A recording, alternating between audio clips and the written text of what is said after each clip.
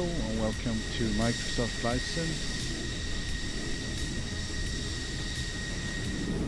We are ready to take off. This is going to be a long one, longer leg than before at least. I'm going to take off from Alpha Sierra Yankee and actually go straight for Japan.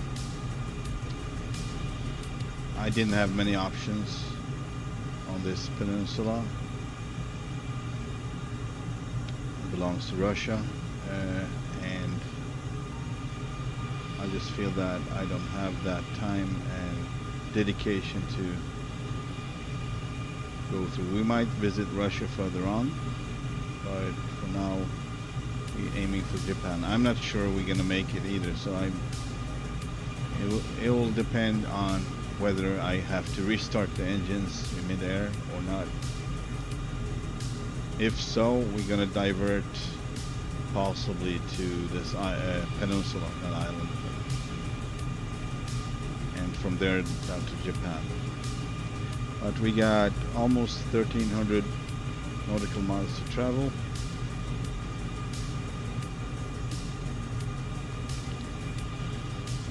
So here we go.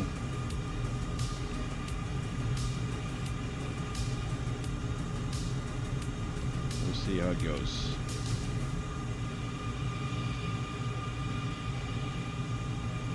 Already set everything up.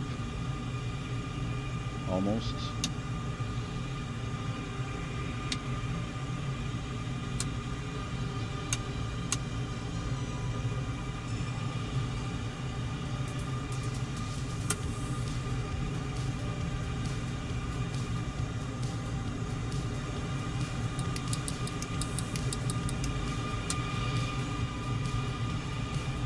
And the time is also set on real right now, so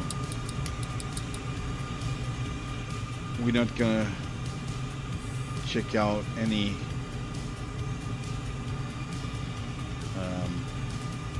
terrains anytime soon, so might as well just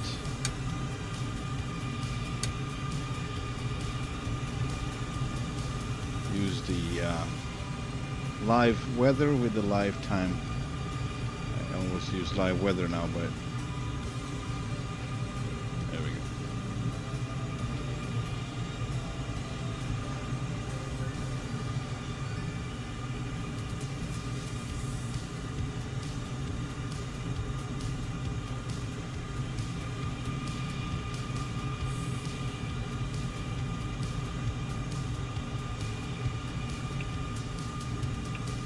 Roger that, we'll go.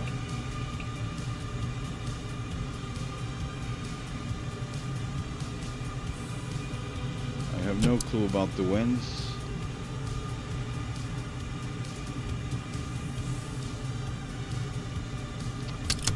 But we're gonna try anyway.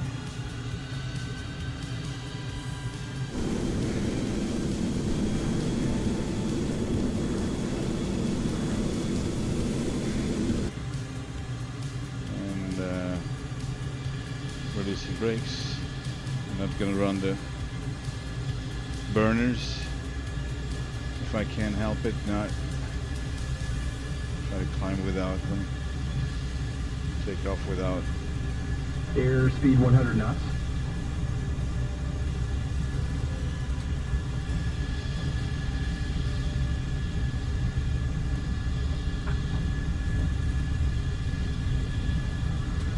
Please. There we go.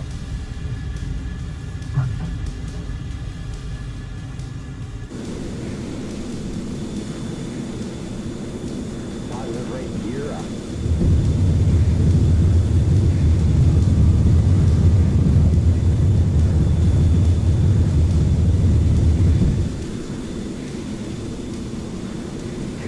Flaps up.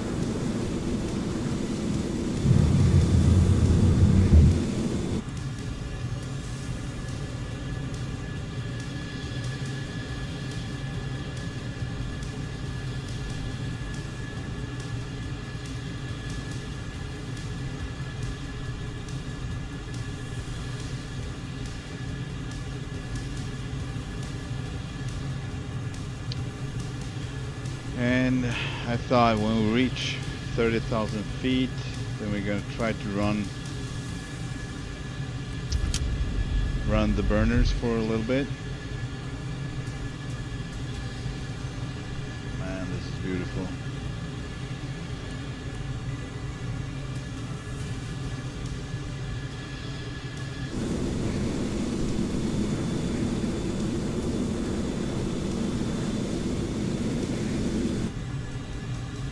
Straight or not, swings auto. Alright. Fuel 20,000. 20,000 fuel.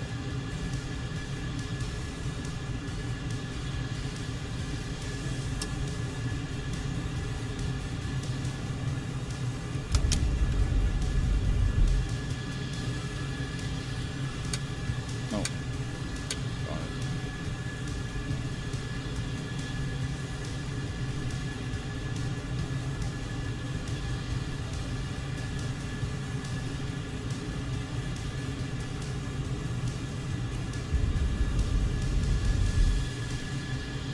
We're already on autopilot. Flaps are up, gears are up.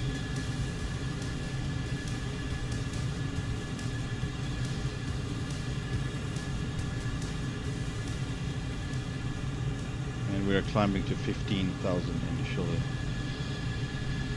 I will be back in a minute.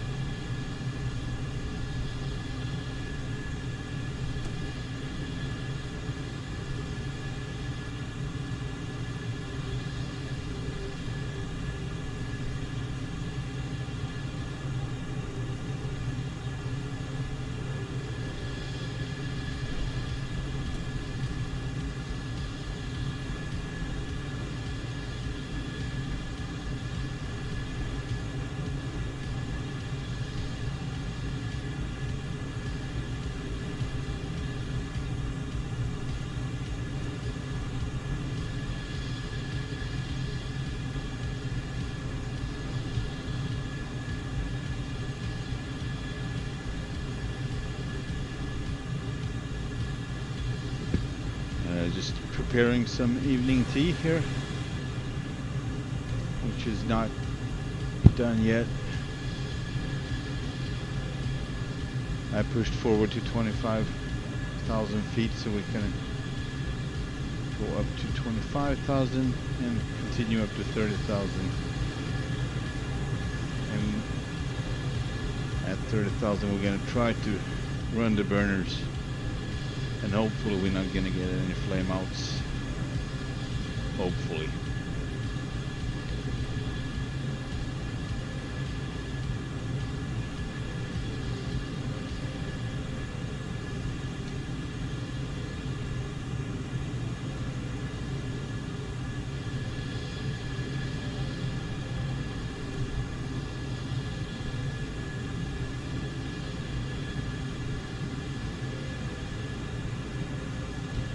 Fuel 19,000. Our ground speed is now 566 knots.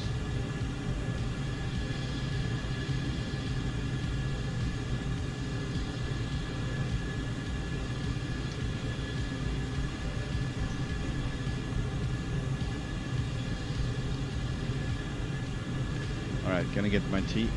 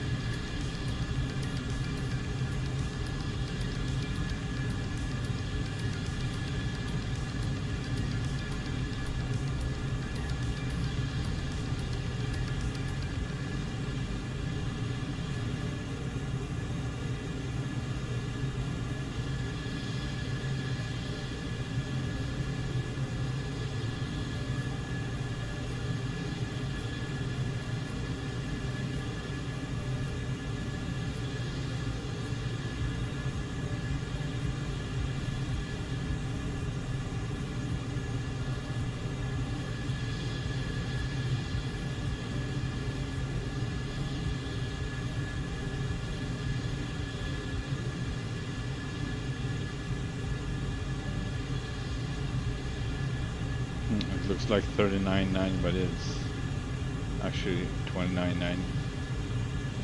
So it's just below 30,000 feet.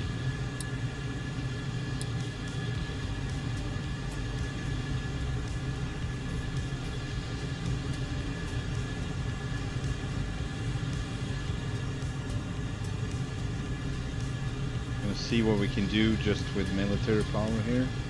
What happens? We're up to 545 knots ground speed. And there we go.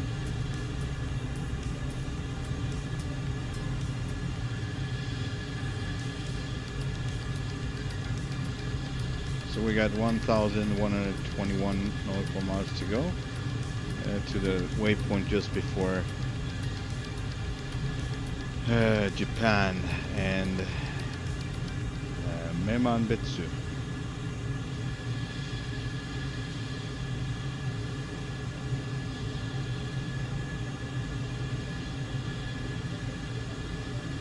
I'd say that's the northern Big Island, on the northern Big Island, and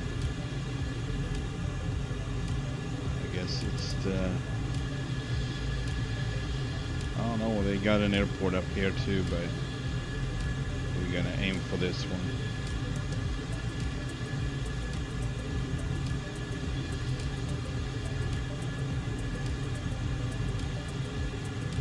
For the content, I don't feel that this whole flight over to Russia and down to Japan is gonna be so similar to Bering Sea. I don't feel like I want to do more of that for now, so I just fly down here and hopefully I will make it. Alright, let's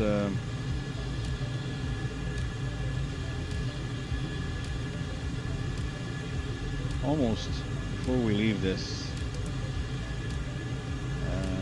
I should set up a waypoint from where I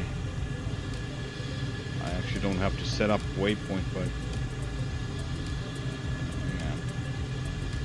Oh, there are no available really.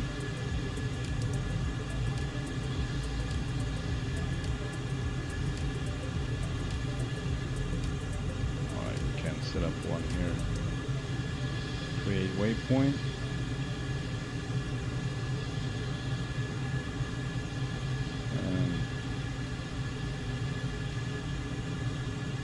Just call it USR. That's perfect.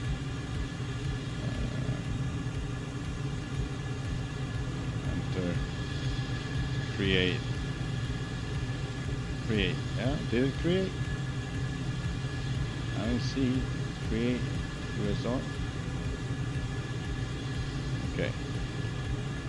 Probably created. But it's not here, so I think I have to go into the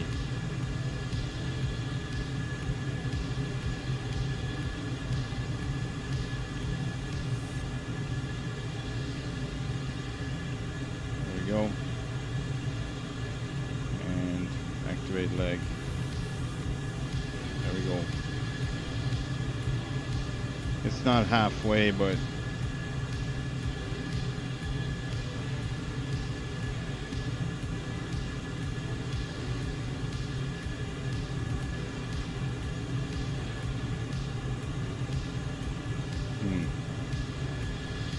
that would be the final point where we decide whether we're going to continue or we're going to turn towards Russia. That was the point of it.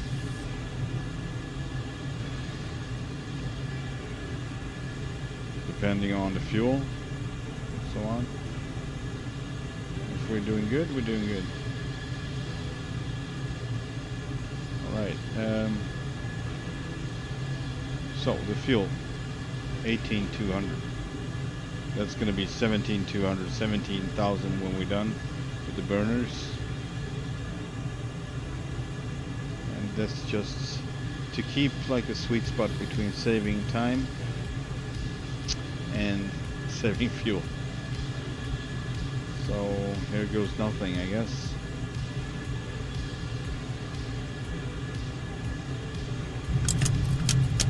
Burners on.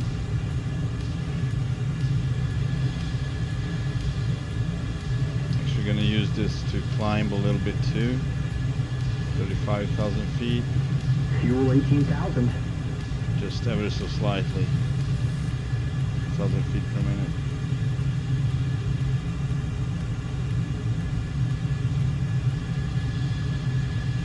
Ground speed is up to 600.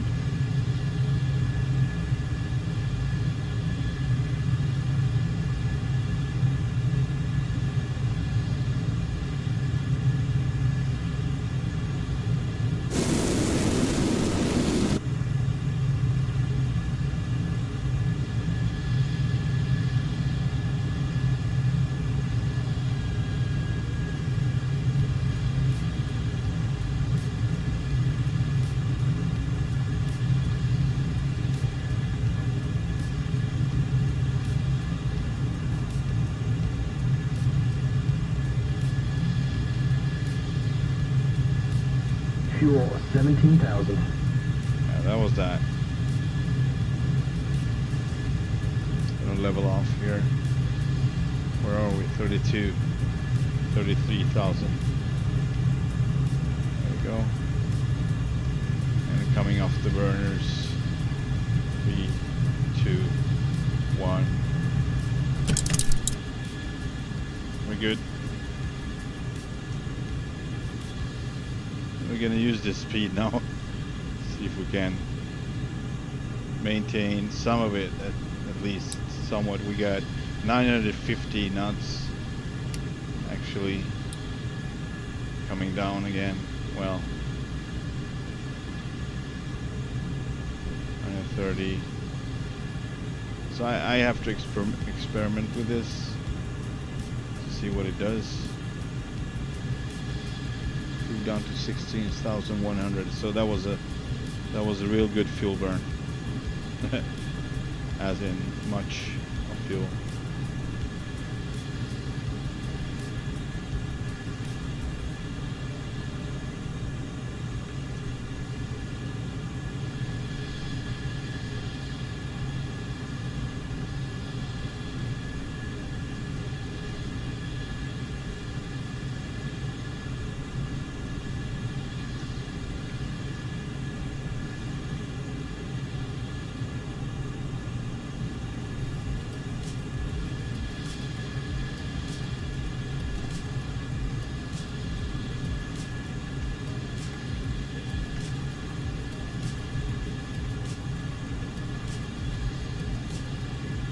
Fuel 16,000.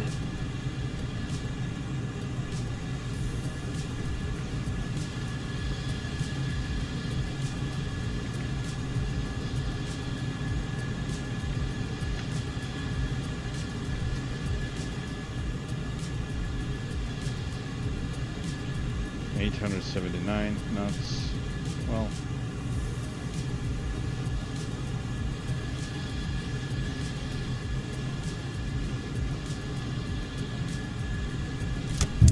no, there we get the flame out, just because I went further down.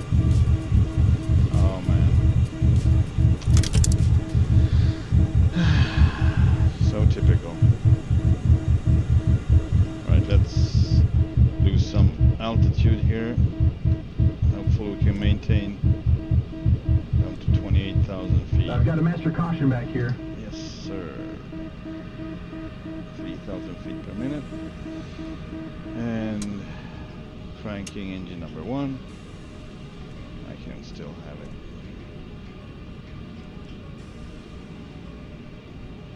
And of course we're going to lose a lot of speed just because of that. I shouldn't have done it. So weird that it does that. I think I was on full mail, but probably not. Probably I was maybe a little bit above it with a slight burner. I don't know. It's possible. I don't think it should do that.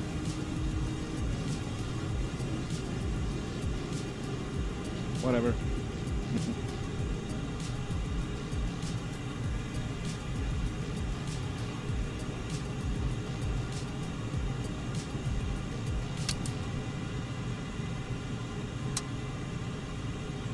Number 2.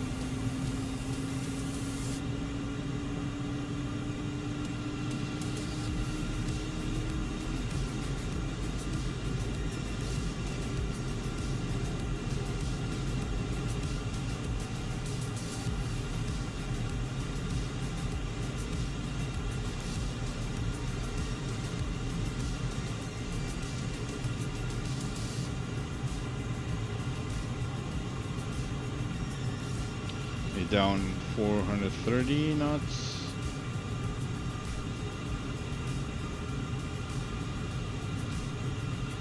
Mach 0.75.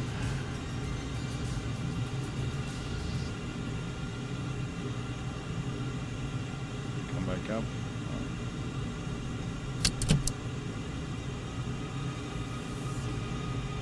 Alright, here we go.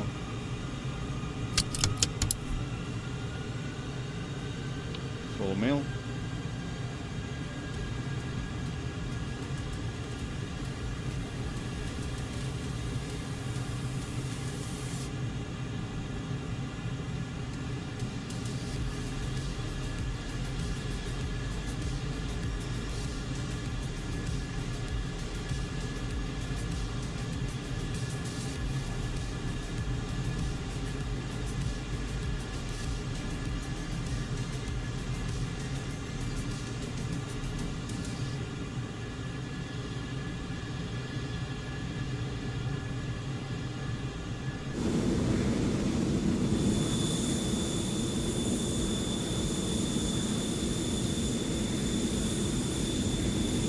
Gaining speed again.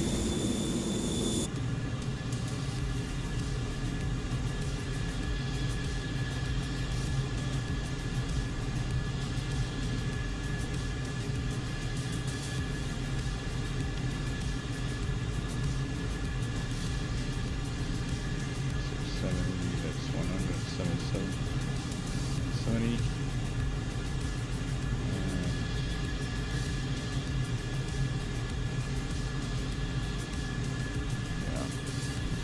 Over 1,000 nautical miles to go.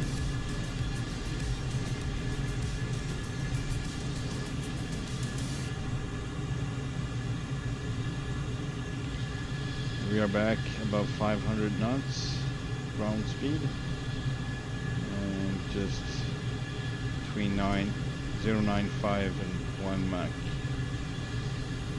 1.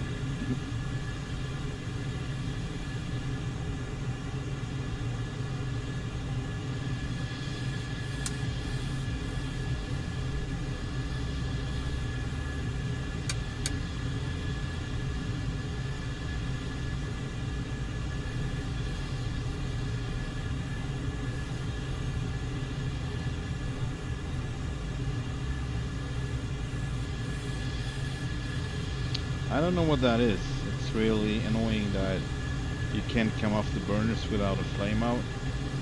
At least on high altitude it seems. Because I kind of need that. But well, after all, it might not be efficient anyway. It's just, you know, you gain a little time but you lose some fuel. Which is, by the way, now 15,500. 15,500 pounds of fuel.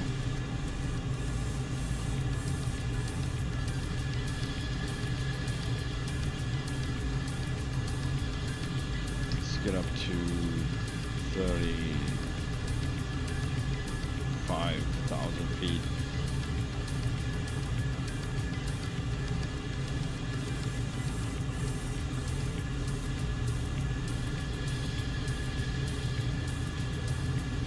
Feet per minute. Now let's do 2,200.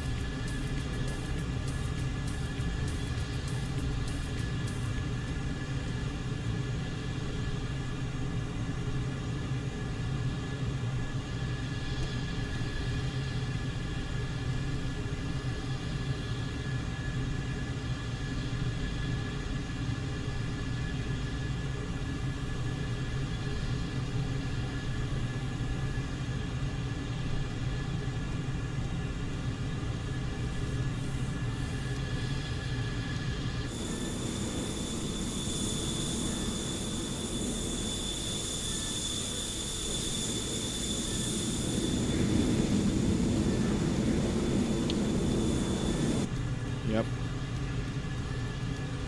So except for occasional flameouts, I think it's going to be more eventful on this flight at least.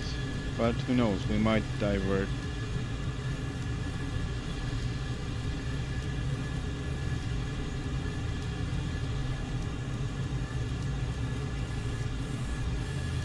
I don't think there are any. Kind of wanted to see this though. Are any airstrips anywhere?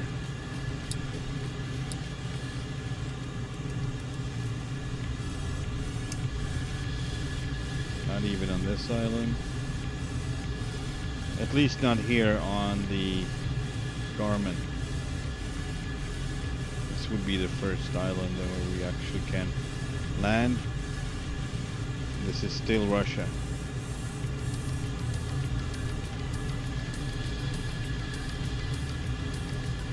Just like this, still Russia. Well, technically, if we land here, we've been to Russia.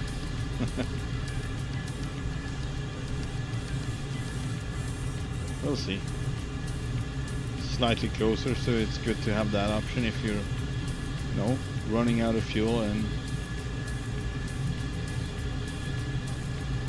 don't make it all the way, just almost all the way.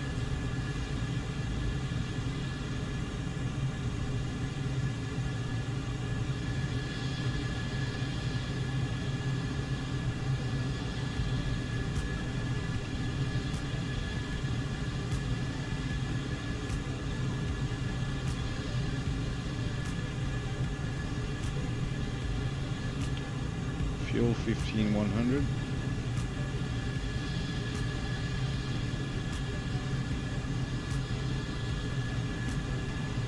Ground speed 542.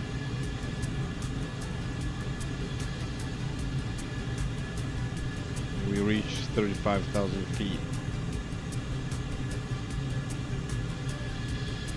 So actually that makes our fuel flow exactly where I want it, between 2 and 3.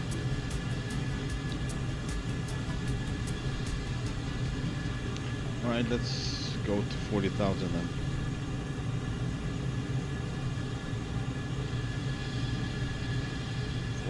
Feet.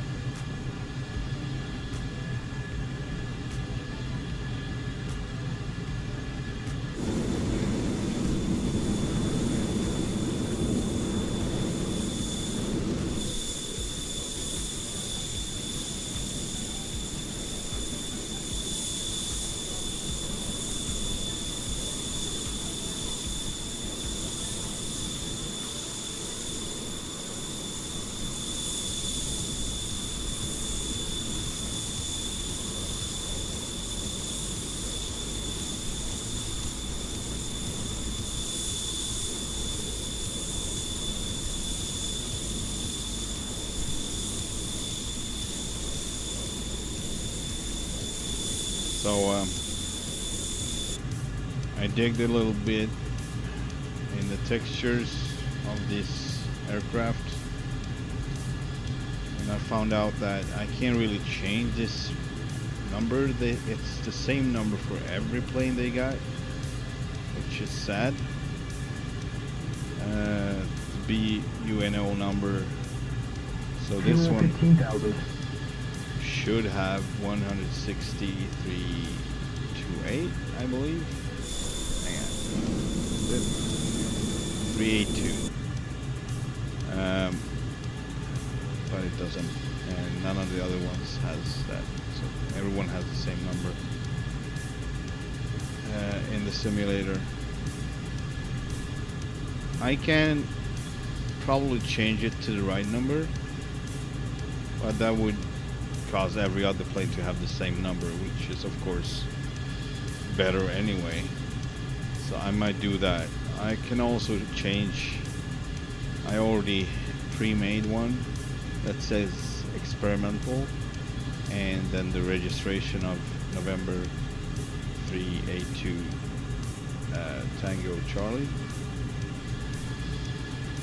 So I might use that one or the BuNo number.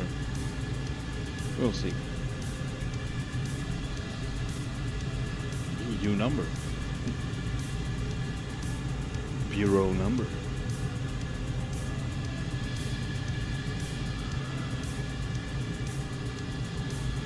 Probably will use the experimental and the registration. That would make more sense.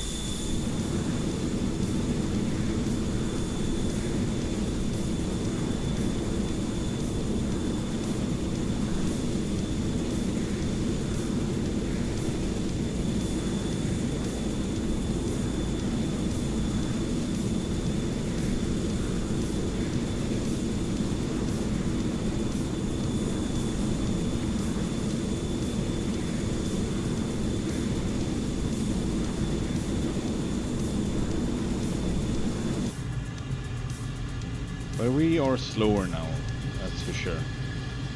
We reached 40,000, not much slower, so this is the speed, and I mean not the speed but the power and the altitude my friend suggested is the optimal full mill and 40,000 feet. And I get that. It's still pretty fast, 527 knots ground speed.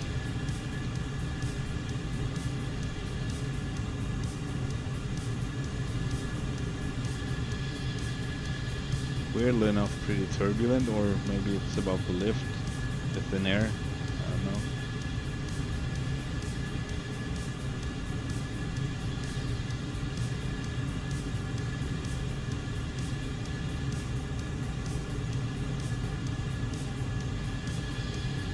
So I wonder now, can I use a descent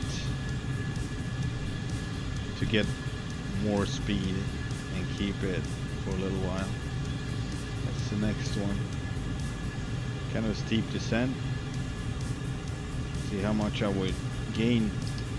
Let's say we go down to 20,000 feet now, 25 from here.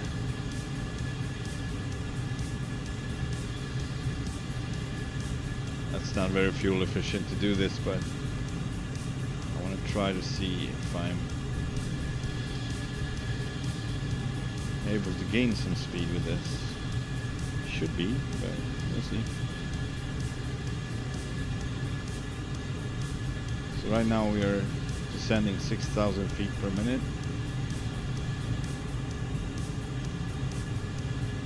And I can't see us gaining any speed really. Gain a little bit of ground speed, but that's really not much so far. Not much is happening.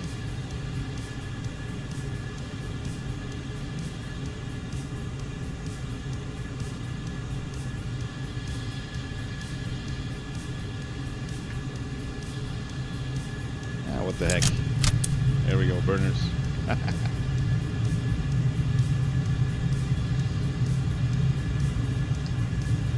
Aiming for 30,000 feet.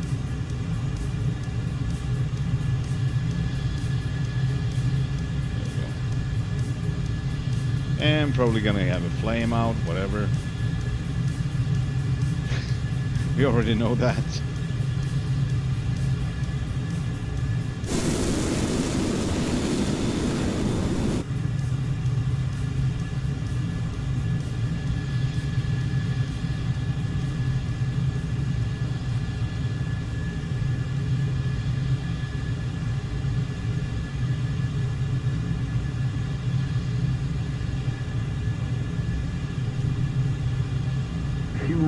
14,000. 14,000.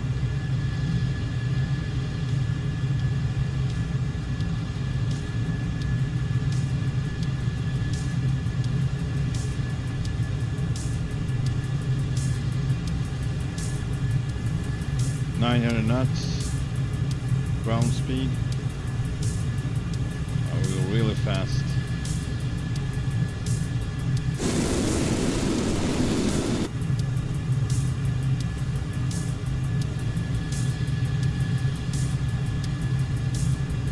Fuel 13,000.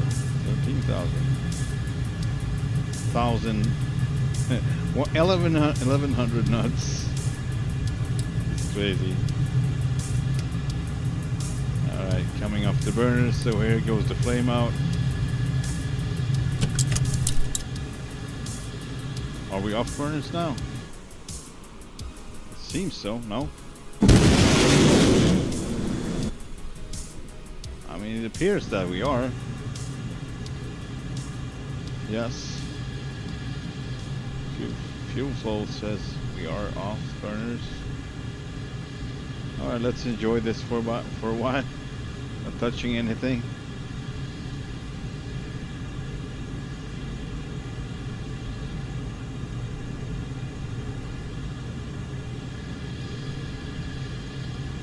We got pretty high fuel flow, so not as high as afterburner, but still high. 12,200 pounds of fuel.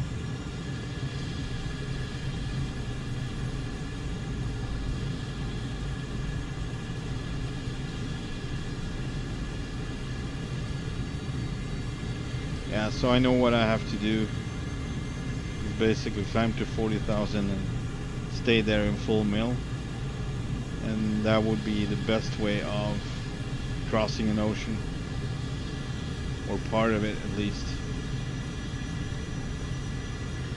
In this case, hopefully we're gonna get all the way,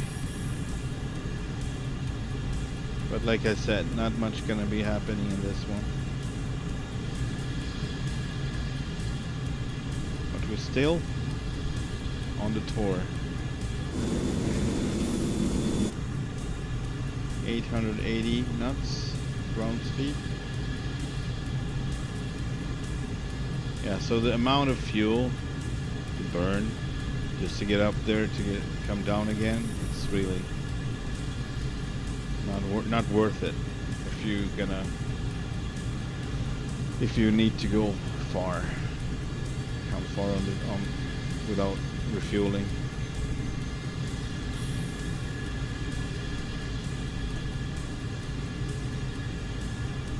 Fuel 12,000. 12,000.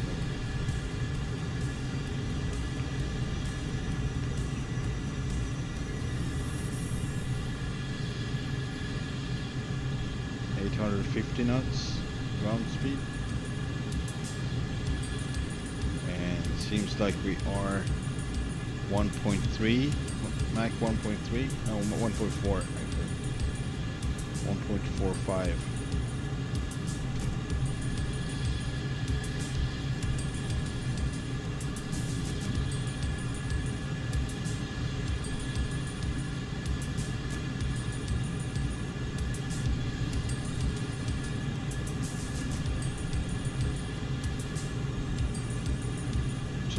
Check something here.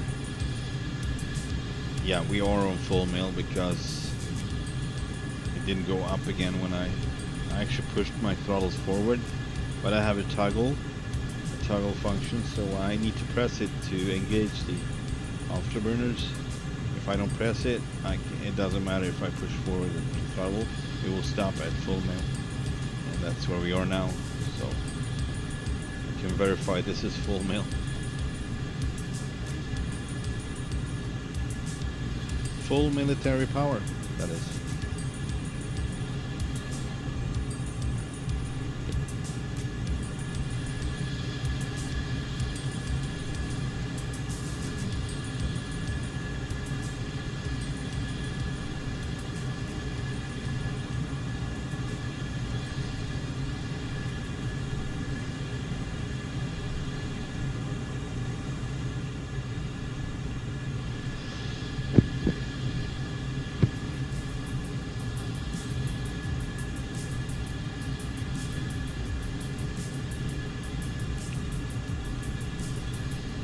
So as soon as we get back to 500-ish knots ground speed, I'm gonna climb back to 35. I think I'm gonna stay at 35. Possibly. I mean, we're at 30 now, so that's good enough for me, actually. We might not climb at all.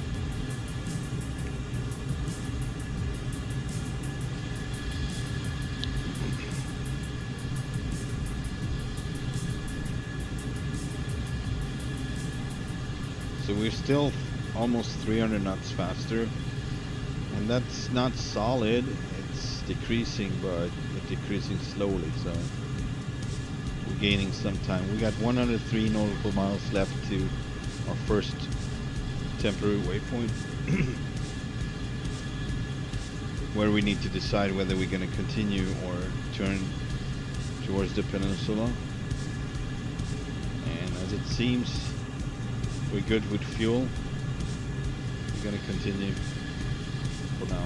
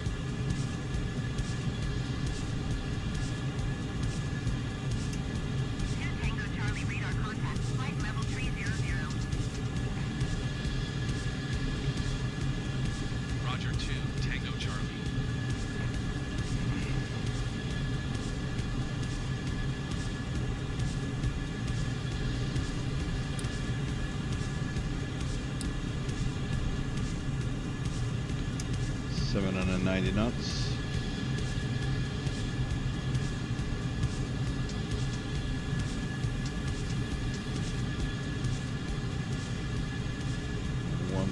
.35 Mach.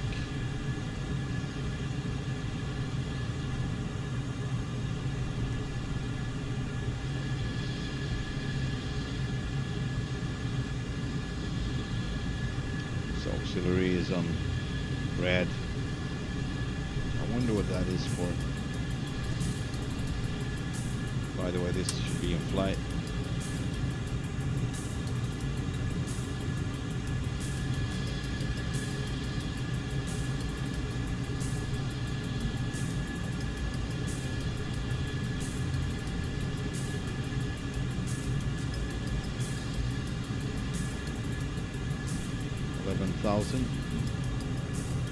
Fuel, which is 1,000 pounds from half a tank. We haven't yet done half of the route. Still got fuel 11,000. Still got. So we got 770, 60, say 850 at least to go.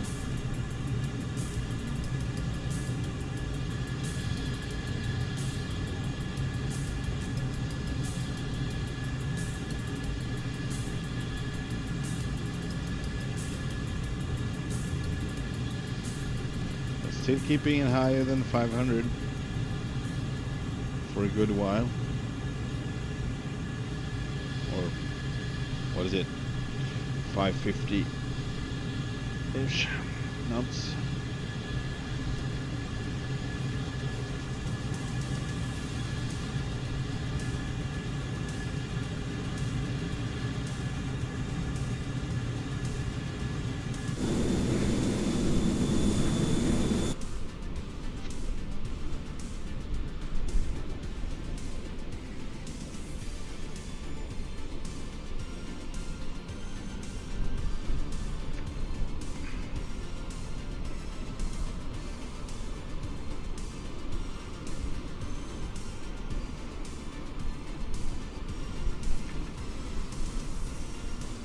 it's not taking any screenshots now. I don't know what's going on.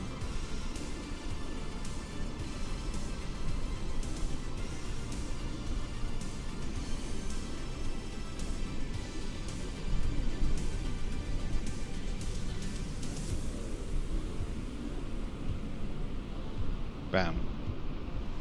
Careful now, the sound is gonna come any second.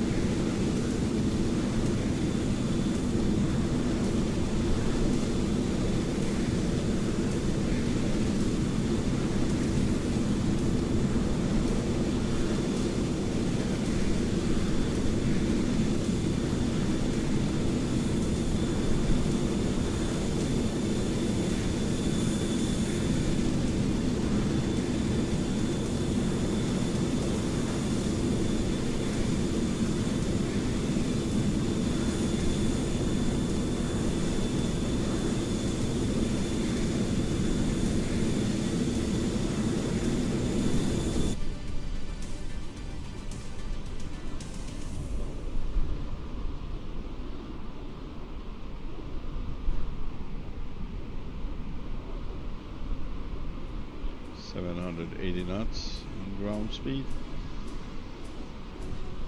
Still keeping well above 200 knots more than I should be able to keep if we were to be traveling just a tad below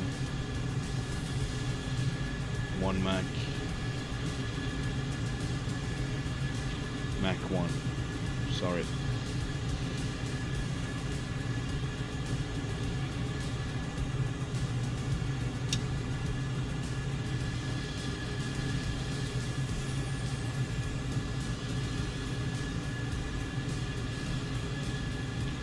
Just passing our waypoint now. 10,300.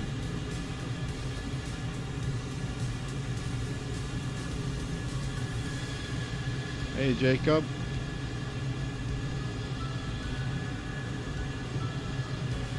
Alright, thank you, appreciate it. I'm sorry if it's not going to be very interesting in this episode. I'm crossing the ocean here. Sea of, what was it? Okhotsk. We're entering it in a bit. And heading down for Japan, and from there it's going to be more interesting again because we got more options and scenery and everything. But since this is a globe tour, I decided to include this. It would be typical of me just to disregard it and say, well, I did it, I didn't stream it, whatever, could do it and I'm not streaming it, but well, I thought maybe for some people it's important. I don't know. Well, you said Jacob's live today. That's what your name is, right? So I said Jacob. I guess that's you.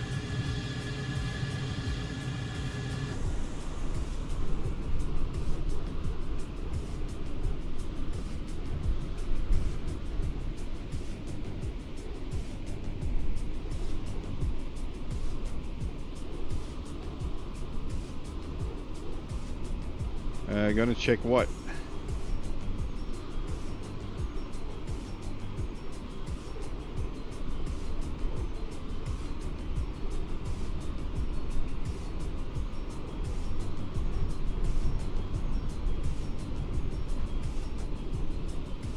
Fuel 10,000. Yeah, there's a slight delay in the chat, so you know. And it seems to be going up and down. Sometimes it's less, sometimes it's more, so depending on. So yeah, and sometimes I'm occupied, so if I'm not answering, it's one of those options. Sorry about that. Just the way it works when I rotate the camera like that.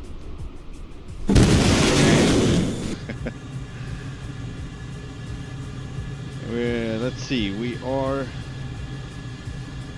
gonna put up the Garmin.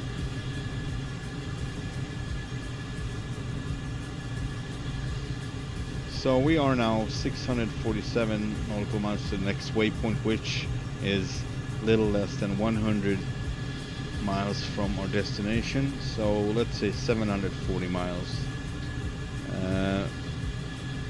And we're still keeping speed of 785 knots ground speed.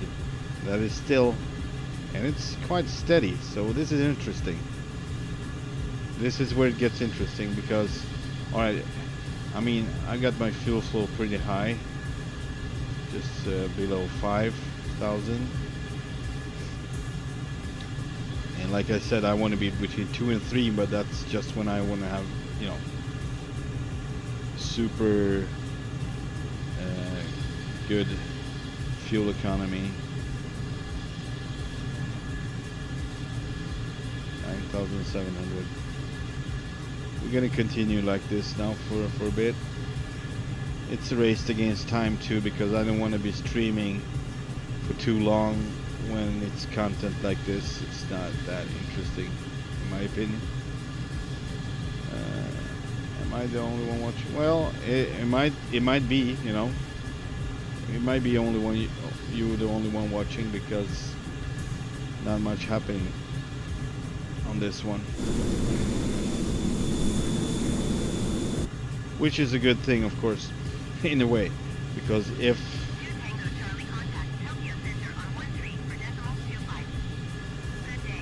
Mm-hmm. 134.25.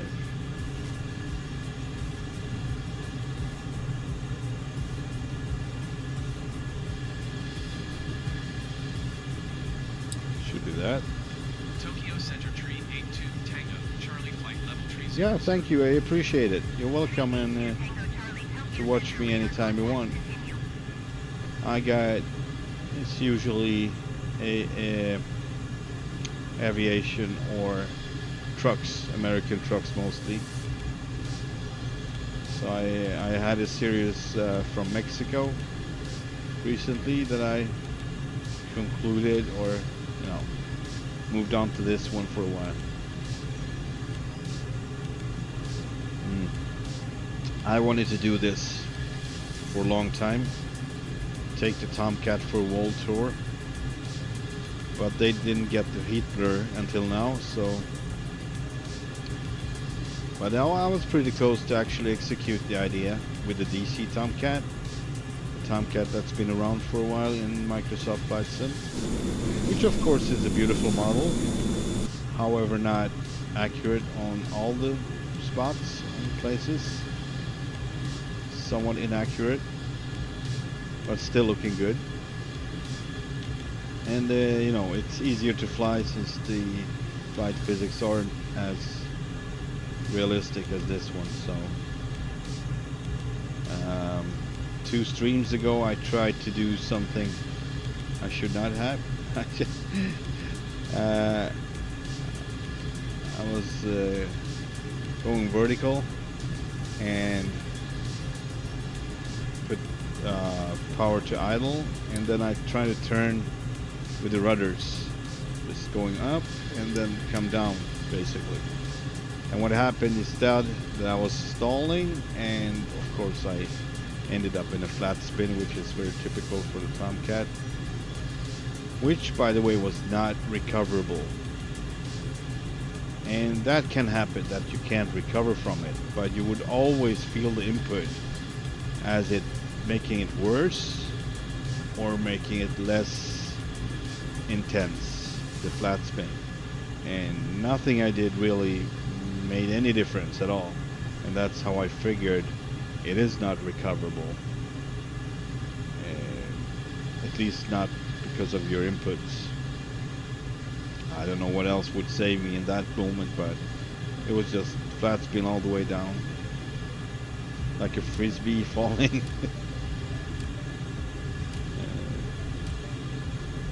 Yeah, so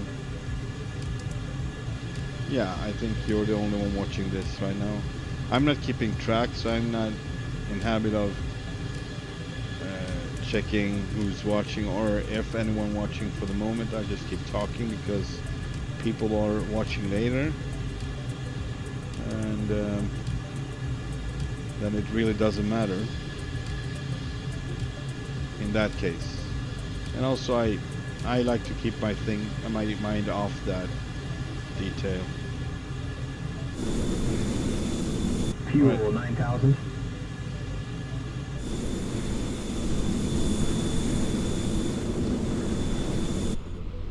Oh man, again.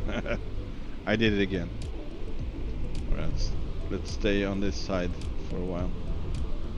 This side of the sound. Well, thank you, Jacob. I appreciate it.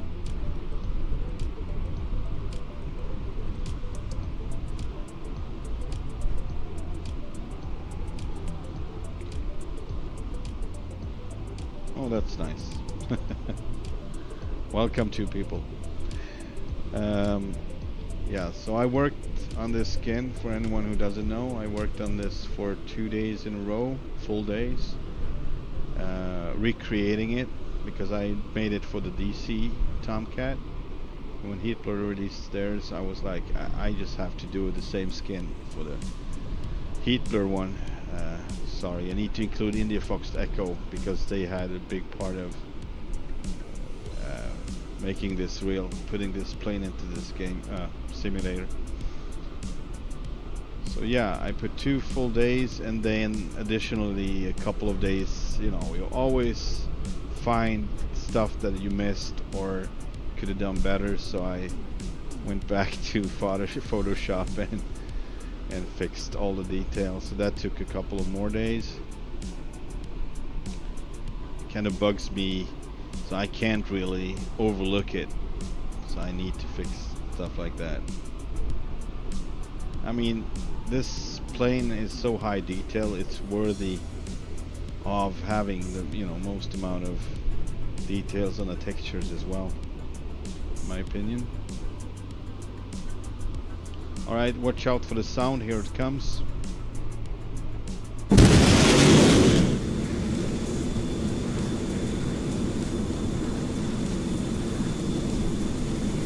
Yeah, I made this one. So currently there aren't many skins available. Like, they have plenty of skins with the plane coming, but you know, just realistic skins. And this is supposed to be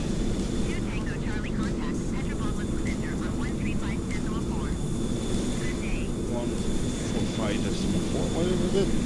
135.42 Tango Charlie. Goodbye. Petropavlovsk Center, tree 82, This was supposed to be Charlie flight level tree 00. retired, of course. Australian use Tomcat registered as an experimental aircraft. So the original BuNo number is down here. At the end, below F14A. And then I wrote the actual registration number up here by the formation lights. November 3A2 Tango Charlie.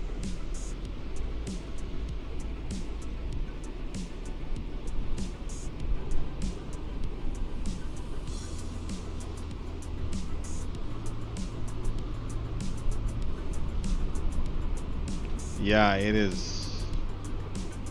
I mean, we are flying faster than the sound, so I guess that's when they create that effect to point it out, basically.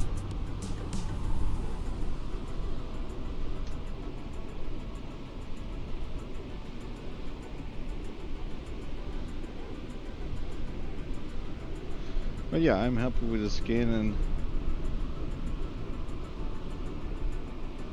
I think I wanted to save the typical paint scheme, but add something to it,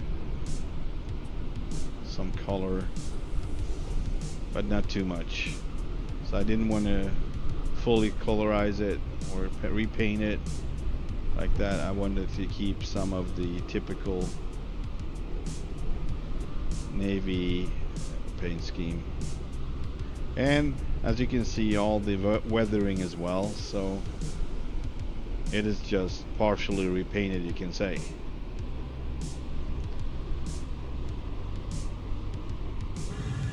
If you will. I would really like to go above the clouds, but I don't want to lose any speed, so we're just gonna stay put here on 30,000 feet. Let's see what you're riding there. Yeah, Tokyo 123. What is that?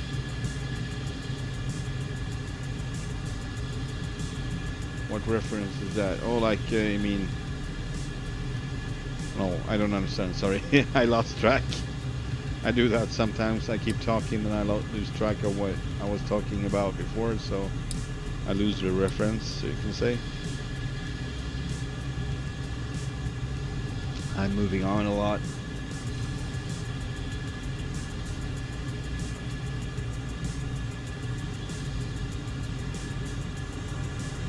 And here you can sit in the radio seat as well, of course, and everything is functional, and you can set up the radar and make own waypoints down here. Fuel 8,000. The weapon system, well, weapons doesn't work in this one, but I flew the DCS Tomcat. DCS Tomcat is, I mean, it's digital combat simulator. It's a platform they developed this for originally. It took a couple of years until it got to Flight Sim, Microsoft Flight Sim, but in DCS I've been flying this from day one as they were developing it, because it was not really ready yet. It had some weird features in the beginning, but all the weapon system works there, so that's pretty cool. So I had to learn that. I had to learn the radar. I had to learn, but I never really learned how to operate from back here. So I was always in the front seat.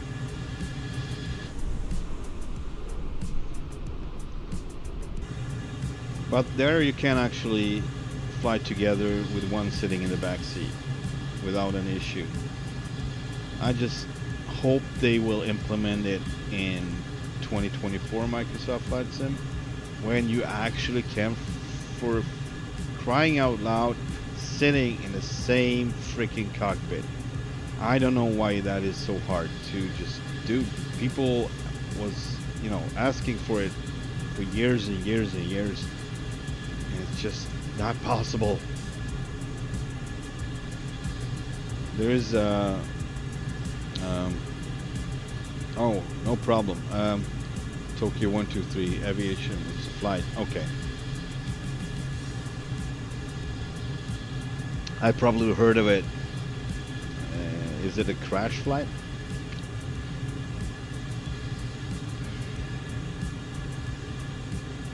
I can't do any references for the name for some reason. Alright, let's see. We got 467 miles to go, plus almost 100. Fuel is down to 7,600. I think around 5,000 we are going to slow down either way. When we got 5,000 pounds left of fuel, we need to slow down, as in not run the power as high, so lower power setting, and then we're gonna probably just be around 560 knots or so ground speed instead of like this 800 plus. I'm trying to find a sweet spot here because I don't want to spend too much time crossing the ocean. It's not that fun.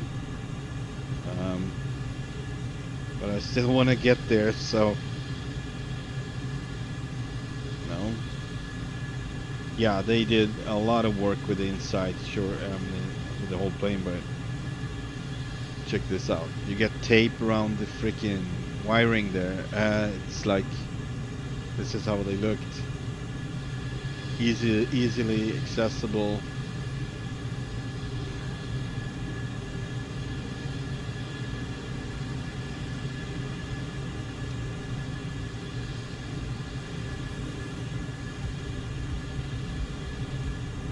You'll get tear and wear everywhere.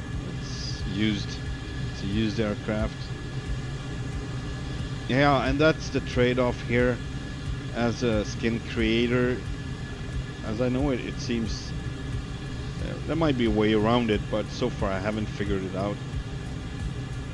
It's one cockpit with all the liveries, so it's actually the same number here on the dash. I tried that to use one additional texture map for my my version, my livery, but it didn't take it, so it would still go with this. Choose this one. So I think there's something you need to change or add in the document for it to, you know. But I'm thinking it's strange that they didn't do it. If they didn't do it, maybe that's not doable or more complex, or I don't know. So if I would update this cockpit, like renovate it and paint it, and no weathering almost whatsoever, everything freshened up and newly painted, and of course changing these numbers, then every other plane in the game, for me at least, would have the same look. So that's kind of a so I think I'd rather have this, although I will change this number here either to this number on this plane or the registration on the plane. So BuNo is just for Navy reference, I guess. It's not actually used anymore.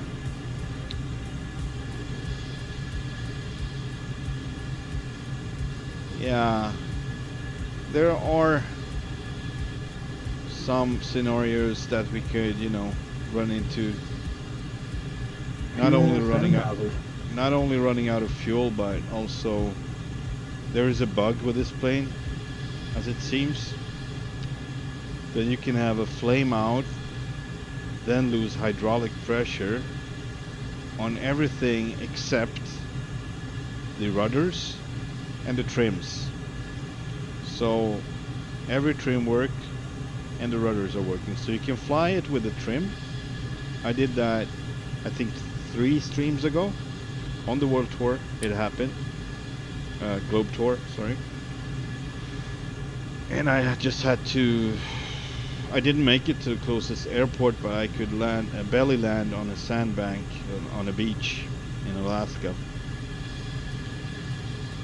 which was very uneventful like that. It was pretty smooth, so I guess you can say I probably made it. I don't know, depending on the surface, of course, which should be frozen and pretty hard, solid. Not, I mean, the plane would not dig into the ground basically, so it would probably just slide a lot. Anyway, it was doable to fly the airplane just with the rudders and the trims. Nothing impressive, but it was doable. So that can happen once in a while. Then I can be foolish and have poor power management in combination of bad input in my controls. Right now they are still, but usually when looking at these, they would twitch like back and forth really quickly, and I suspect that the plane is registering that as violent behavior on the throttles, and the A model, which I'm flying now, of course, is doesn't like it. So these Pratt and Whitney's, I think, engines, they don't like that. So these were originally in the F-111 bomber, and they had issues like if you were too violent, you know, full power, less power, bang, bang, left and right, they would just flame out. You would get compressor stalls, and they would flame out, and you have to restart it in best case scenario. And that's not the issue with the B model, and of course not the D model, since they have the same engine as the B. Yeah. So, but I wanted to fly the A model for two reasons. One is it was the first Tomcat and it was around for way longer than the B was, and also it gives a little more, you know, challenge. You're not all that really. You need to care for what you're doing, and well, I can't really choose if the plane is registering my bad input from my controls, my twitchy input as such. But otherwise I can be careful with the throttles not to trigger it to flame out, trigger the engines to flame out. How do you mean if I'm sending this to the public? Like, the stream is only on YouTube. I have occasional Tomcat fan popping by, that's always nice. Then I had a couple of trolls, because this is originally in DCS, and they are hotshots and Mavericks and all that, and they are the best, so they just like to look down on Microsoft Flight Sim as too weak or whatever. I don't know what their problem is, but that's what they like to do. Whatever, you know. I'm flying both, not recently, but I flew the Tomcat from day one in DCS, and I flew it for a while under the development, and I know what it is about. And I rather fly like this because, you know, for a while it's interesting to have that additional stress of the weapon system, radar and bogies and whatever. But after a while, you know, I like to settle with just flying. Aviation is my main interest, not weapons, not weapon systems. It's cool, it's interesting, it's fascinating, but you know, it's not. This is an airplane, and it was developed as a weapon, but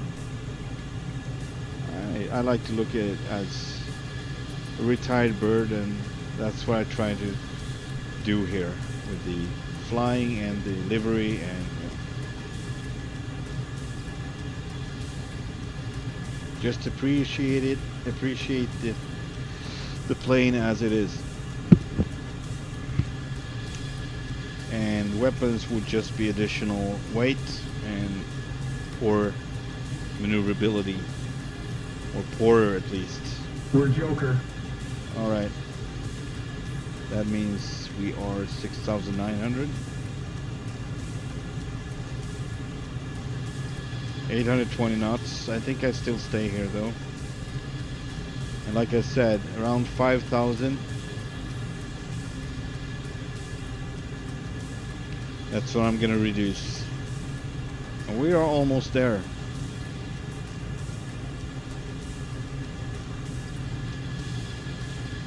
And we might suffer a flame out when I do that, because so far on high altitudes, coming down from afterburner or coming down from full mill, I don't know why, but it registers like whatever.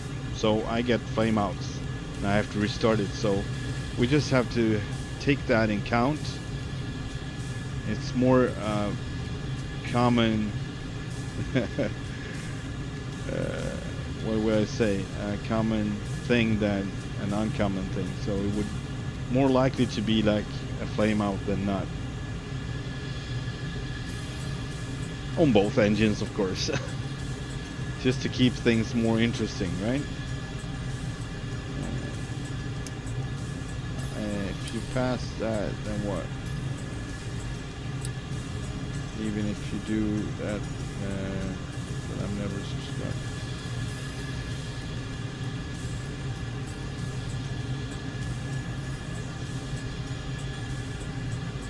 Alright, Jacob, feel free to look around and see what I got. I got plenty of different things. In former streams I got plenty of trucking and flying, and also trains, if you like trains. Get some of that too. And about with the videos, I get videos with what I like just mentioned, and also some real biking. So I ride a motorbike. So I'm riding around with my buddies in the city and on the freeway and such, and filming it. So you can check that out if you want to.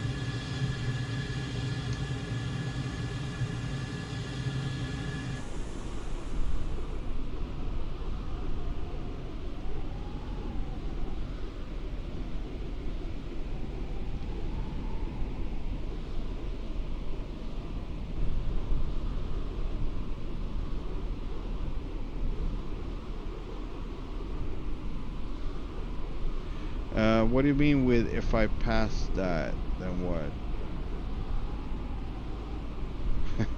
I'm sorry, I was talking a lot, so I know it was probably about the fuel, but I'm not sure. Alright, Big Bang coming up. Reduce your volume, people.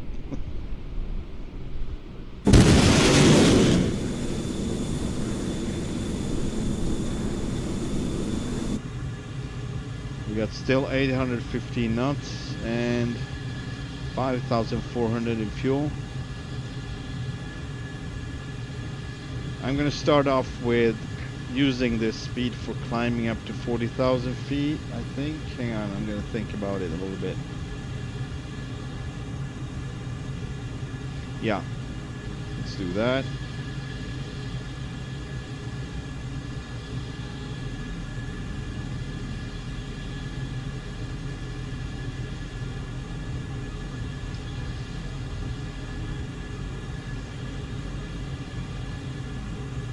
$2,200 feet per minute climb.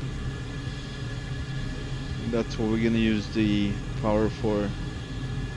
We're gonna reduce it pretty soon, and we're gonna probably suffer a flame out. Then we're gonna lose some altitude anyway, so that's what I'm trying to compensate here. We're gonna lose some altitude as we're gonna lose some speed. We might lose altitude, I'm not sure. You can, oftentimes you can restart pretty fast. I don't define fast. Well, it takes a couple of minutes, but you don't lose as much speed as fast. So normally I'll be around, at the worst, like Mach 0.6 or 0.5. But that's just the worst. I think I will find around 0.7, and I will have both engines restarted and good to go to deliver power. 5,100 the fuel. That's great. So are you doing some flying yourself, Jacob, in the flight sim? And if so, what kind of planes are you flying? What kind of routes? I do this, then I do the I do some bush flying. I like to do bush flying, cross-country flying and such. And I used to do commercial flights, but well, not so much anymore. If I do, I fly the PMDG's 737-700, and I fly it usually like on Hawaii between the islands, so pretty short, you know, commuting services, not very long. Like sitting like this is one of the most, I don't want to use the word boring in flying, but if it's uneventful, and it's good if it is, Fuel 5,000. it's still kind of boring if you compared to other things you do when you're flying. Oh, there we got a flame out anyway. That's all right. It just, okay, you're gonna do that now, so I'm gonna flame out. That's so weird. All right. So engine's coming down. Get a flame out on both. Cranking engine number 1. Air source, I think I'm just gonna leave it like I always do on both. I don't know. Usually you're supposed to choose left for left and right for right, but when I do the restart, I usually have so much to deal with anyway, so I just do it like this. But when I start on ground, I do it the right way. I think it's the right way anyway. Master caution. Alright, gotcha. Alright, so we're gonna lose some speed here, so let's get back to 37,000. Let's put in 30,000 again. 30,000 feet.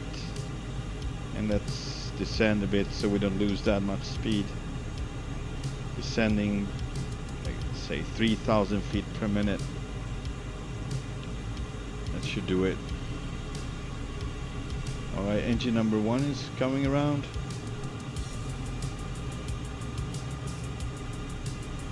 Oh, sorry, you have to charge your tablet. Can you do that while watching? Or do you have to stop watch? Because now it got interesting. More interesting at least.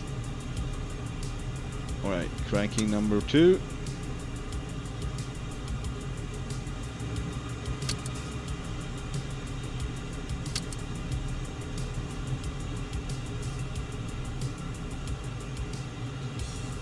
We are down to 0.8 Mach, 463 knots ground speed, and we got 4,900 in fuel. And of course bingo is 4,000. We'll see how we do. As I said, we might have to deviate to another island, so that would be, let's see, one of these islands, I guess. That's not too far away. We got one right here. Uniform Hotel Sierra India. And we got one here. Uniform Hotel Sierra Mike. And of course where we are heading. So any one of these will do, but I want to reach Japan, so landing on the Russian airport, nah, not today, if I can help it.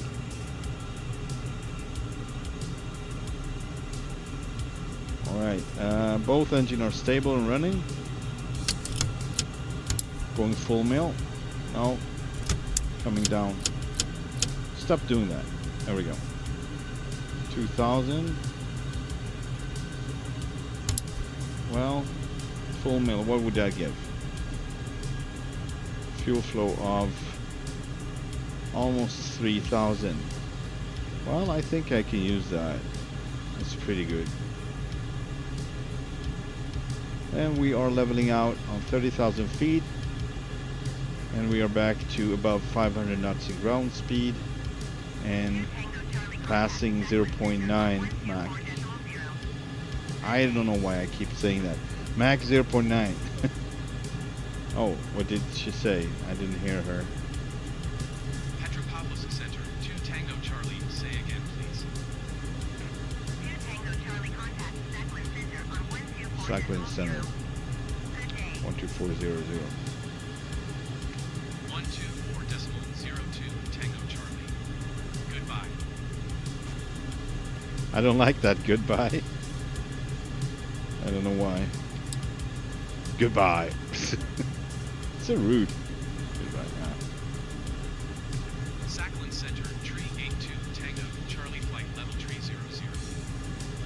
Tree 82 Tango, Charlie, Sakhalin Center, radar contact, continue. If I don't make it in time to the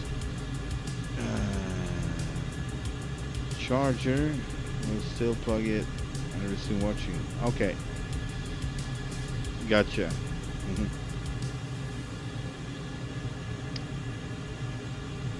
Yep, and I always file VFR plans now because several reasons. After coming home from a day's work, I'm kind of beat, so I'm not gonna sit, you know, and file for a IFR plan. Is one. For the second, using this Garmin unit is not synchronized with the system within the simulator. So if I would show you the VFR map, I don't have anything going on here flight plan wise. So nothing is filed like that. This is a middle way why I'm using this Garmin. I used to go with Navigraph maps, and you know, and with that you can really include a lot of things with flight planning and filing the flight plan and everything working like a charm. But I'm a little short right now with money, so it's a priority, and I already invested in this Garmin unit, and it's kind of in the middle, so you can still get pretty much information about airports and reports and wind, you know, weather, all that kind of stuff, frequencies and maps, approaches, everything really. So it's pretty useful. I'd say Navigraph is up to date and it has more features like that, but as a unit as such, like a Garmin, Jesus, I can't remember the name, I'm getting tired. GPS, good lord. As a GPS, it's very useful, so that's why I'm just going VFR.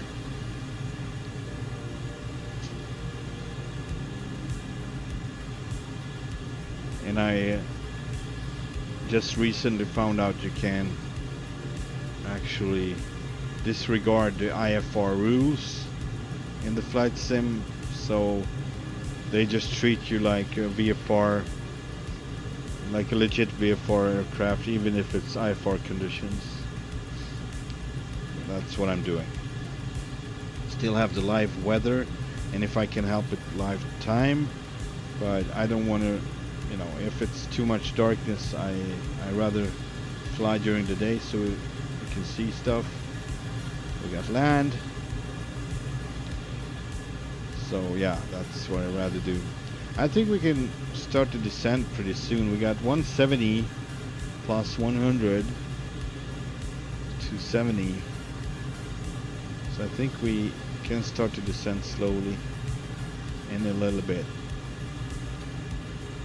Or we just fly like this all the way and then we just dive right down.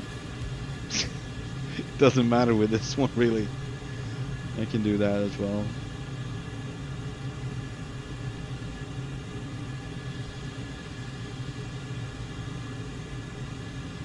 Fuel is 4,300. I would like to reduce the power a little bit, but it could result in another flame out. I don't want that. I don't know why it's so sensitive. I just have, you know, theories about it, but I don't know.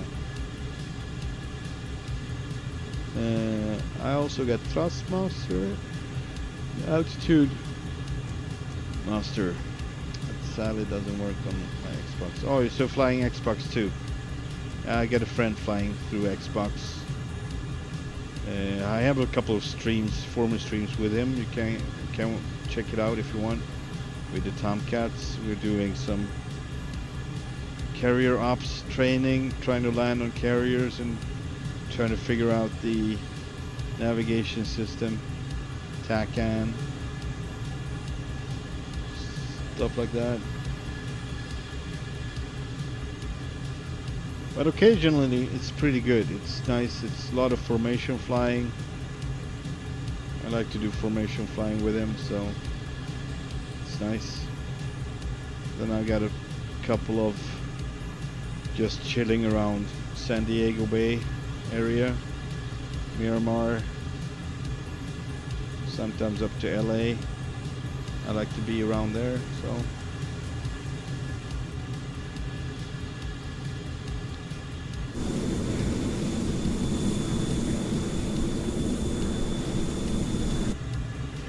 But those streams are mostly with the DC Tomcat. I haven't done many with this one yet. I did one just recently, but that one was blocked because I was listening to just regular music and it was just too much of that, so you know. I still have the video, but I can't have it online, so whatever.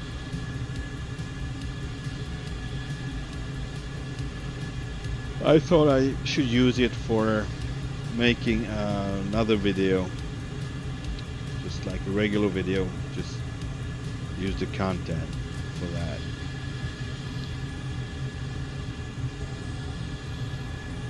Alright, let's check out where we're gonna land. We got some information. We got waypoint info. No weather data.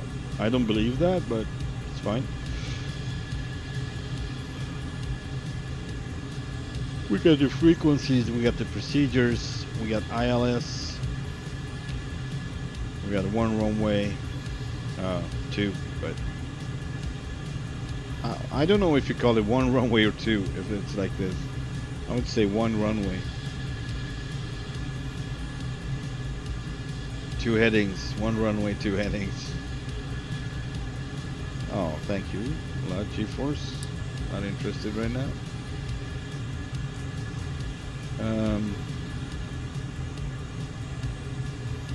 Yeah, so I'm trying to see if I can find. Seems like I don't have any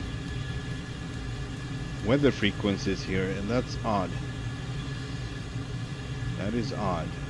Second time now I get this. We're bingo. Alright, thank you. Hey, does master caution mean something bad? Yeah, because it's bingo. Yeah, so nothing here.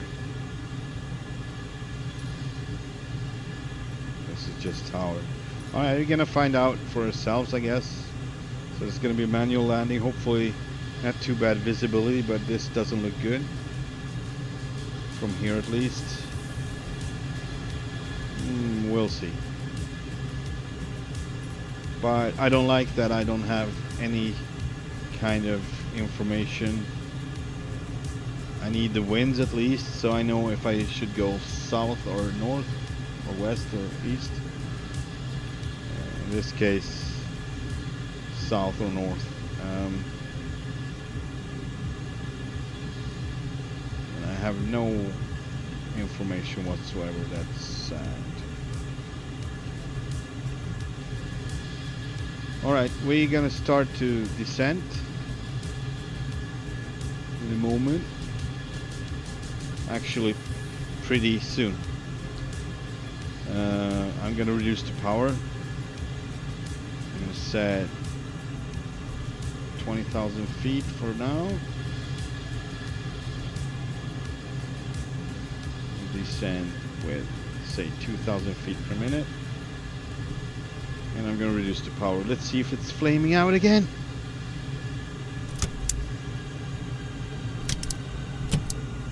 Going low idle. See what it does with the speed.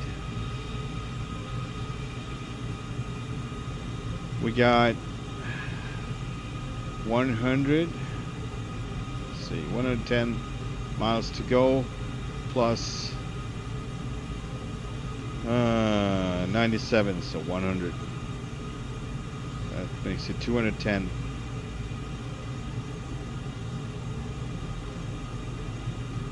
So hopefully the energy is going to be enough for us to take us there. Otherwise, our option is, of course, well, we already passed it, or did we? Yeah. No, we got one here. The Russian island.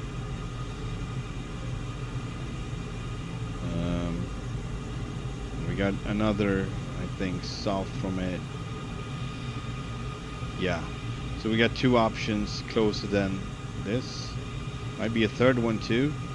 And that's actually Japan. So I think I might reroute to this one instead. It's a smaller airport. I want to be on a bigger one, but we'll see. When we reach this point right here, the peninsula, I will decide.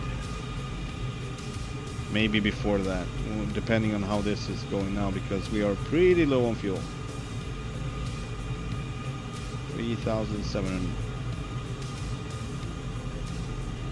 And our ground speed is currently 403 knots, and we need to actually add a little power because we're losing too much speed. Going high idle or low mill, I'm not sure which. But let's see if this is enough for keeping it. Yeah, we are gaining speed now, so that's good.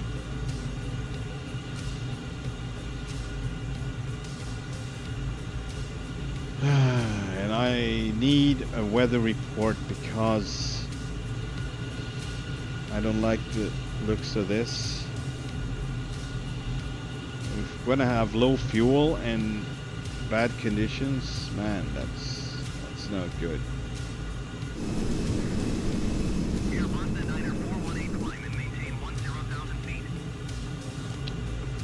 Alright, let's see if we get something new on the Microsoft list. Nothing. Sakhalin Center, tree 82 Tango Charlie. Request clearance to transition Charlie airspace.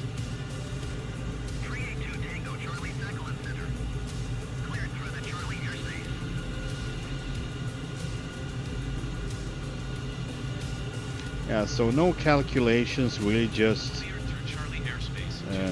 I mean about the fuel and the range. It just, I don't know. I'm just figuring it out. I don't have the numbers. This is bad aviation or bad you know, management, but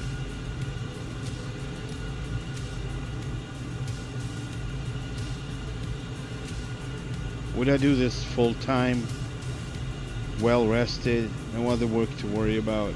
Sure, I could go full in and do everything the way it should be done, but that's not what it is right now. So I'm just gonna try to enjoy and do what my limitations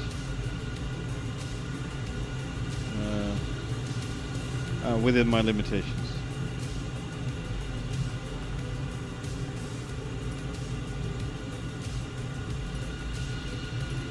Interesting. Let's see if we can get something. If we just do this. Hang on.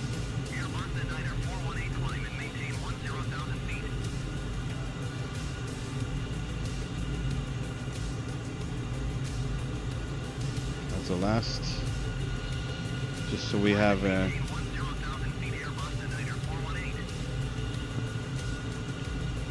Do we have anything, any information of this airport? Nothing. This is really strange. No weather radio, nothing. Radio 122. What is this?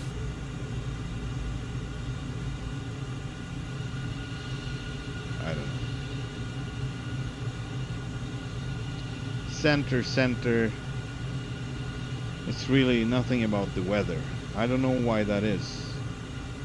Man, it might be that the Garmin is very limited outside of the US or US/Europe, I don't know. And Asia is not one of them. Oh man, that's good. But still, the simulator should have ATIS. It's a bigger airport. You finally plugged in your tablet. That's good. Aviation's landings and crashes. Right. Yeah. I'm trying not to crash. My ego don't like it when I do. Alright, so no info here either. It's just, I don't know. How's the fuel state? 3,400. Whoa! Turbulence. And we are down to 20,000 feet. That's good. I don't think I'm gonna go lower at this time. I'm gonna stay put. Definitely not gonna go lower yet. Our ground speed is 489 knots, and we have, well, it is what it is. 0.78, max 0.78. It's not slow, but it's way slower than I want it to be. But yeah, this was one of those flights when I'm just trying to figure out the range, figure out the best way of flying, and even though I already knew that, I had to find a sweet spot because I didn't want to spend too much time flying. But this is getting interesting because 3,300 fuel, and we are 51 plus 100. Okay, 150 miles from landing, which is not too bad actually. But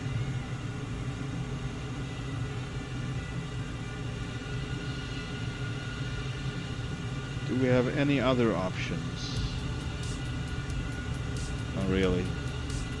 We got Russia, and we got one alternate airport on the other side of the mountain range. That's what we got.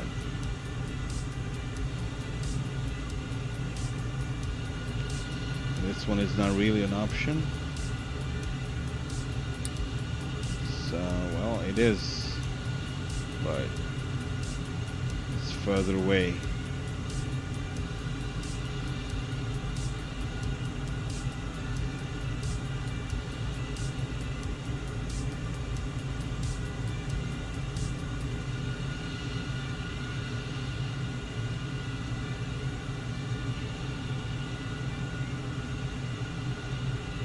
So I might just use the OBS for this one. I think, because I don't, and I wish I knew the weather, or at least could call them up. Maybe, hang on.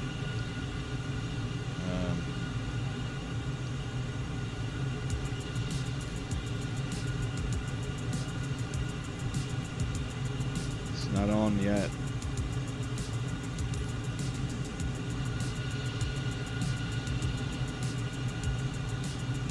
That's good, Jacob. That's a good name, Being Aviation.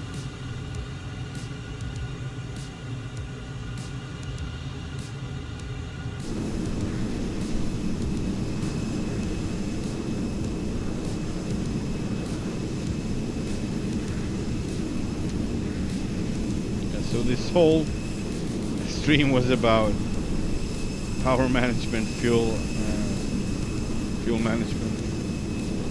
Not the good one too. It was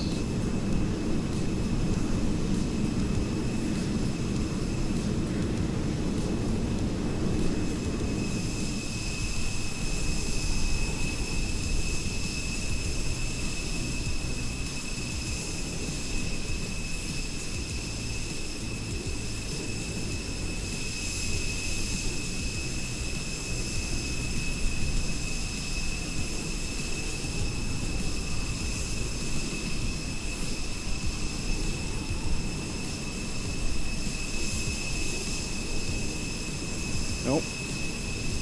Sage? What? What's that? Never heard that before.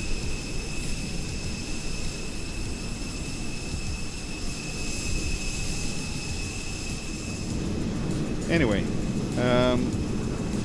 yeah, it doesn't look good. Combination of having so little fuel and don't get any information in time. It's worst possible scenario. I think it's just really bad.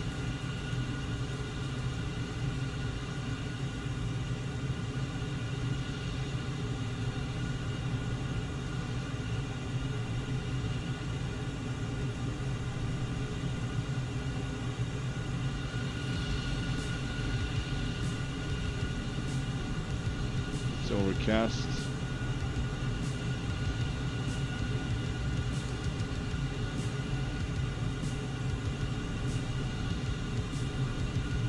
Fuel 3000. Ah, man.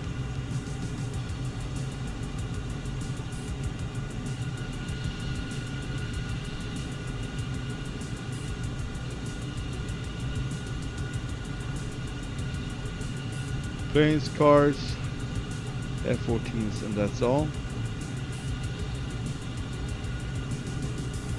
What?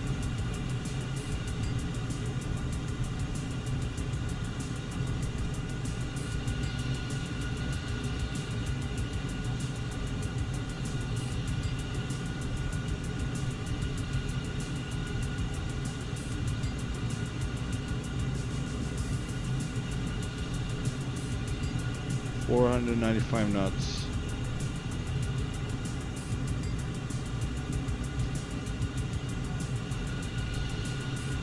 Well, we only have sea in front of us, so we got 100 miles to go. I think around, let's say around 80 miles, we're gonna start descending.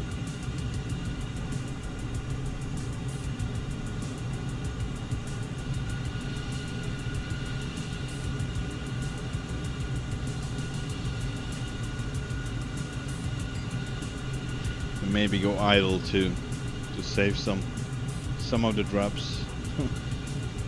Some drops of fuel.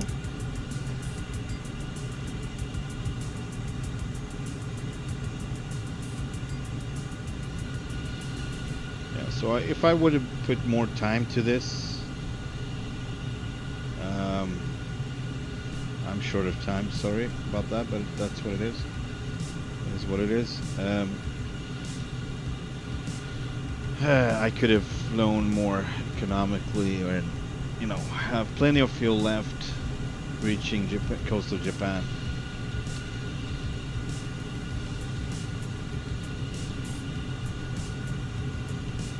But I had to push it a little, and I might have been pushing it too far. We'll see.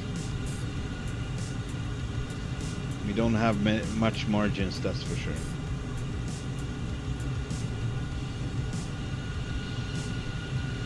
I don't like the look of this. I don't want to have to do go arounds and not being able to find the airport, so I'm going to check one more time. Can have any kind of information. Still just Russia. And we're not that far away, so I don't get this. I don't get why we wouldn't be able to get in touch with the. Let's see if we can do that from here. Probably not. Worth a shot.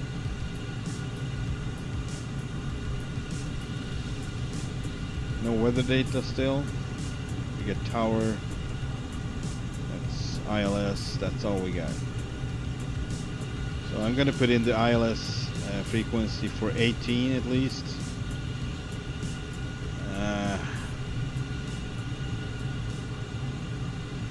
36. Yeah, let's put in 36. 36. Nav is active.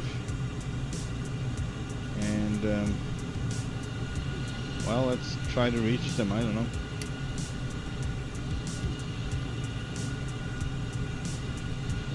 nothing happening really.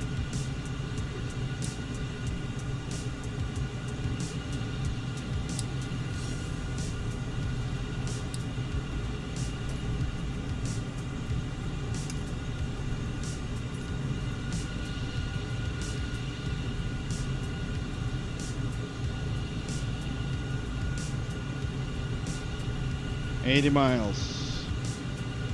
Let's descend to 10,000 feet.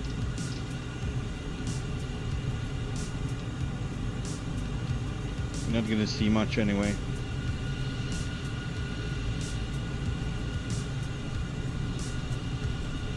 Descending 3,000 feet per minute.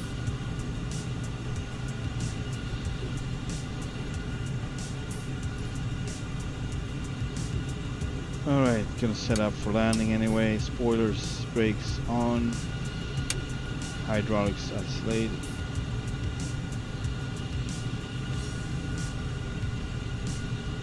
Landing.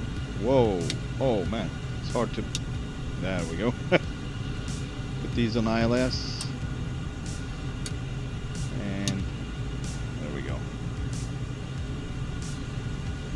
Alright, I guess we are set for ILS landing, but we can't really connect with the ILS, but at least we will get to cross the glide slope and such. I'm gonna remove the alternate airport now. There we go. And I'm gonna try to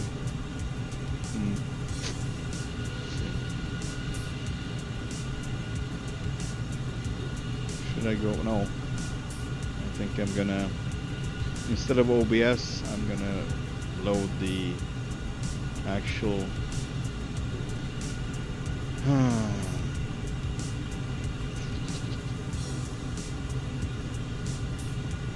disconcerting, really disconcerting.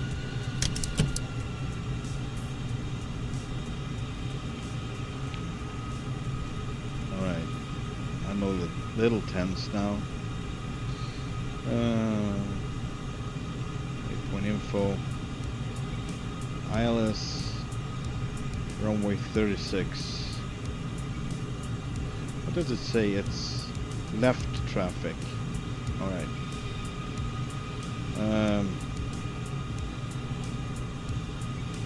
ILS, runway 36. Load approach. Not activated, not executed yet. Maybe we will put in the ILS 18 as well, just so we have it.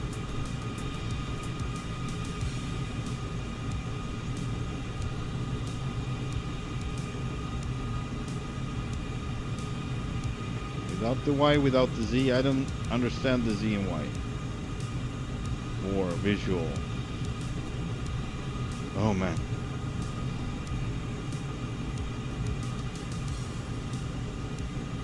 Alright, whatever. Load approach. Yep. So we got 18. Oh, so I can't load both? Alright, we go back to 36 then.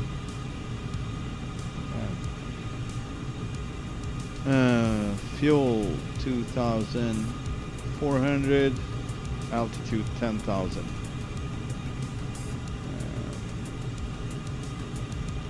There's 18.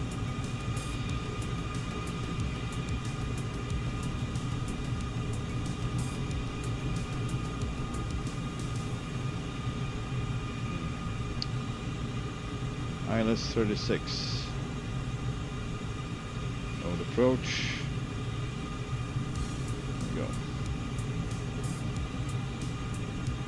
It's actually way worse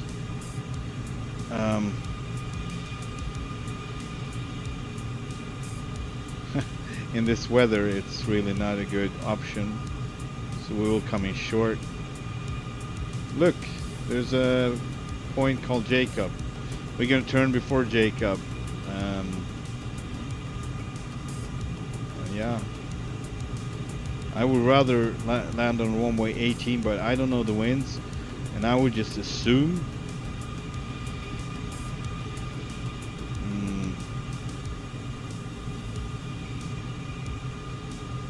I don't know. I'm just assuming it's not a good thing. Not always. Alright, see if we got this one now. Oh, it's here now, is it? CM. Yeah, that's it.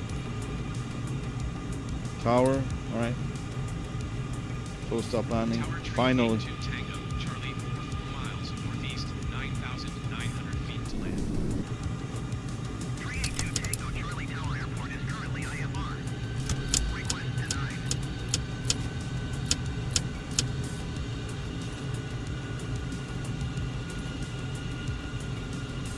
Tower tree 82 Tango, Charlie, 43 miles northeast, 10,000 Enable feet to ignoring land. weather. There we go. 382 Tango Charlie Tower. Altimeter 29.06, wind tree 13 at 19er. Enter left downwind runway 36. Good, runway 36. Enter left traffic runway tree 62 Tango. Winds are 313 at 19. Okay. Finally, we got some information. 313 degrees, 19 knots wind. And left traffic, runway 36. So we set up the ILS and everything, so we should be good. I kind of wish I had information about the mountains around, but this waypoint right up here, it says 3,500, so we know that's at least clear.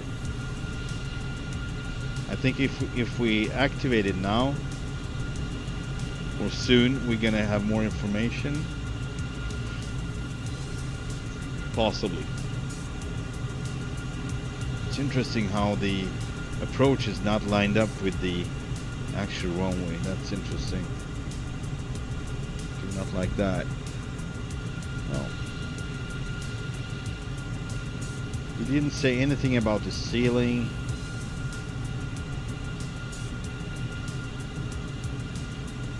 Yeah. No weather report whatsoever.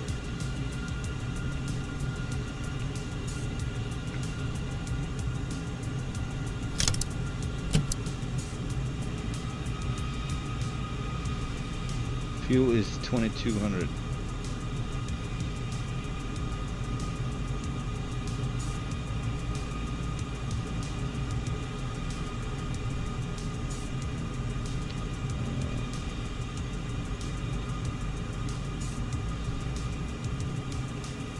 Still no weather data. Still no.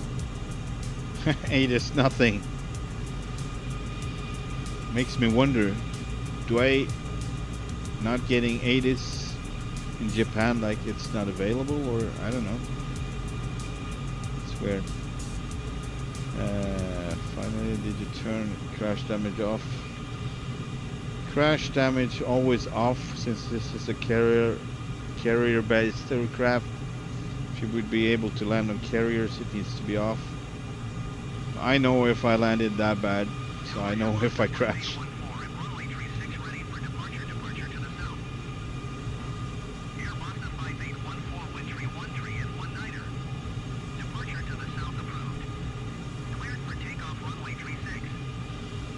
Someone's taking off runway 36.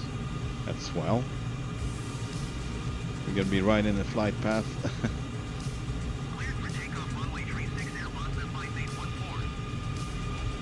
Not really. We're gonna fly over the airport, and we're gonna. I think I'm gonna go down to 7,000 feet. No, 8,000 feet.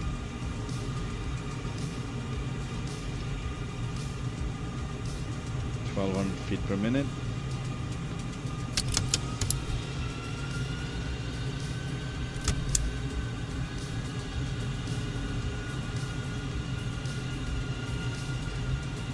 And I'm doing some occasional gliding between. So I just partially use the engines right now. and wings fully swept still. Less of resistance. Oh, nice.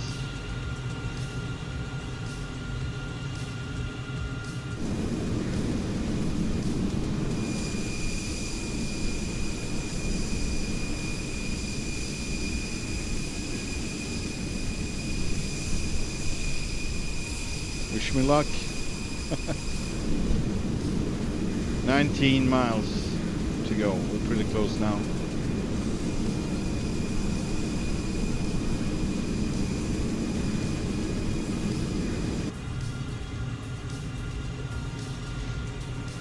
Oh gosh. I'm nervous. Ow.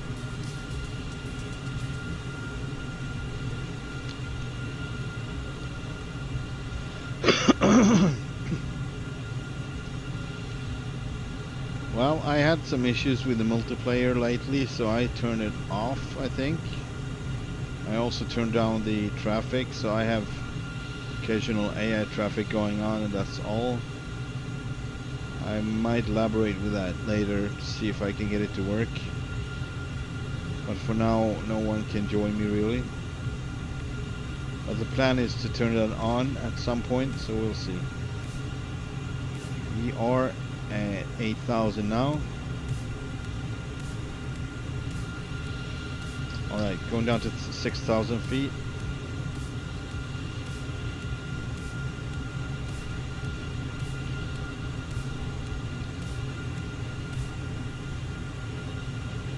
I'm gonna switch over to heading for now.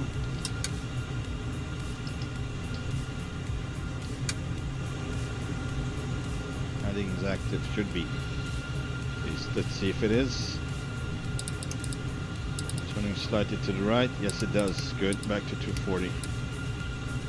Oh, yes! Thank you! Ah, that feels way better.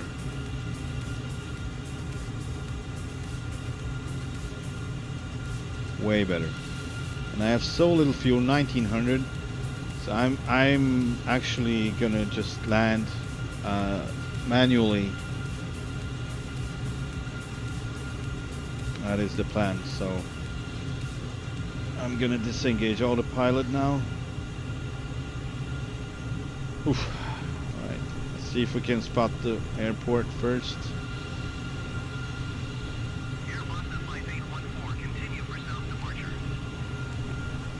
Should be okay. It's just beneath us here. So it's going to be a really short final.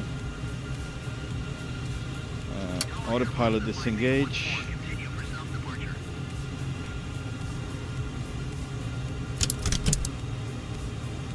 Oh man. All right, wings coming out. Boards.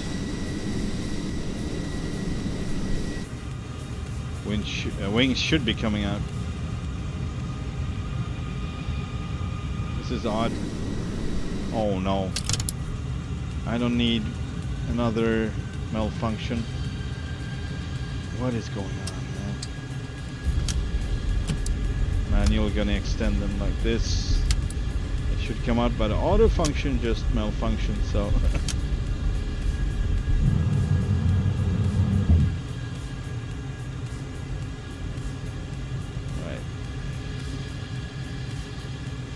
trimming. I got the ILS ready.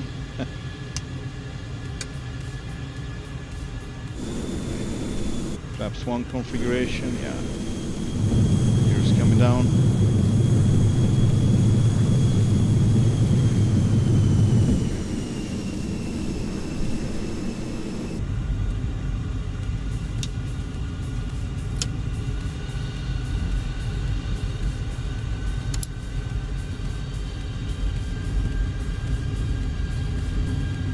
Missed that waypoint, but it doesn't matter really. 1500 fuel left. It's gonna be consumed really fast.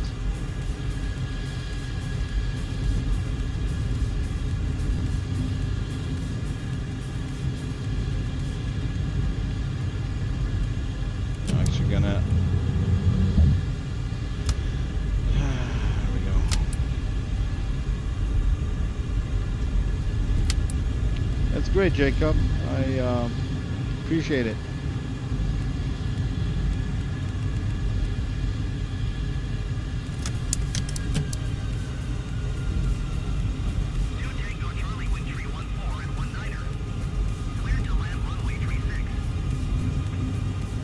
Clear to land runway 36. Thank Clear you. to land runway tree. Arigato. 62 Tango Charlie.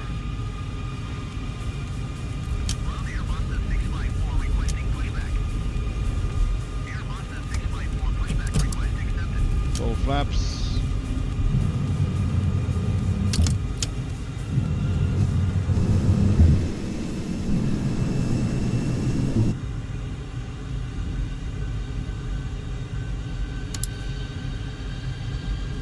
So the ILS seems to be messed up now, I think. 2000. Could be because of the waypoints, I don't know.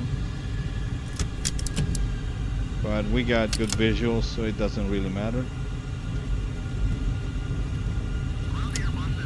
Watch the sink rate. Yeah, you describe later. Just take a pic of the channel name and we'll find it. 1,000 feet. 900. 800 feet. 700. Board's coming out. 500 feet. 450. 500. I don't want to go too 350. fast, but I can't go too 400. slow. 250. 200. 300. 150 feet. 100 feet. 200. 30.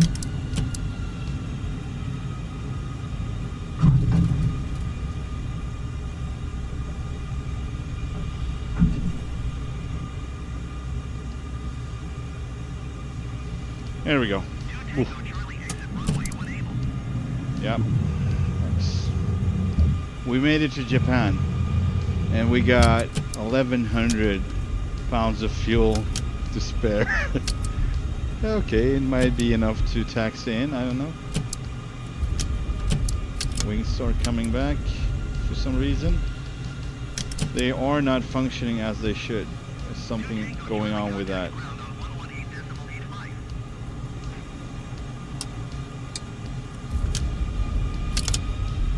Oh, 11.85.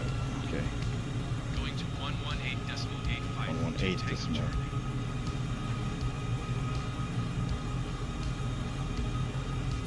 There we go.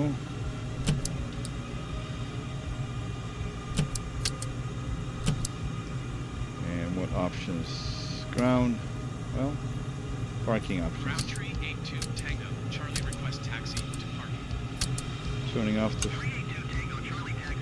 strobes.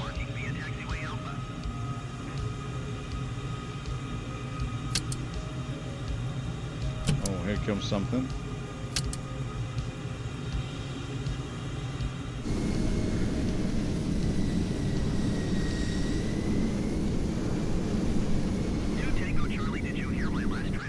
No, I did not. Taxiing to general aviation parking using taxiway Alpha. See, there are no taxiways on this map either. Can't see it, but I will show you. Usually I get the taxiways too. So this is so bad. Like it's not even here. So this map will not be as good as it used to be abroad, I guess. It is what it is. We'll do what we can. We are on a globe tour, so I think I will go all the way over there, the other end.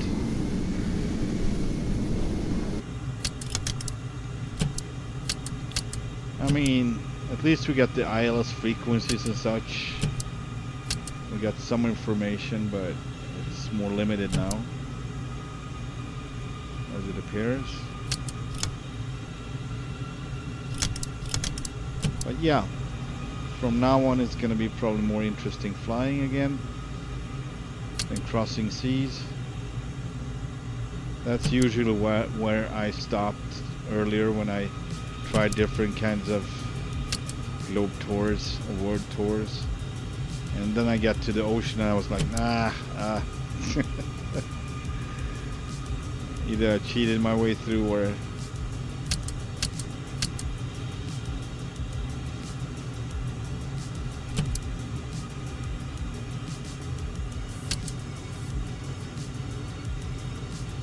This is actually to the gate, but we're gonna go past the gate. Can we access that one over there? Or can't we not? Oh, I see.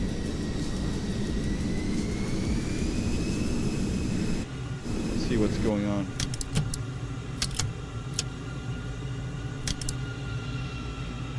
So yeah, we need to go around here and to the left.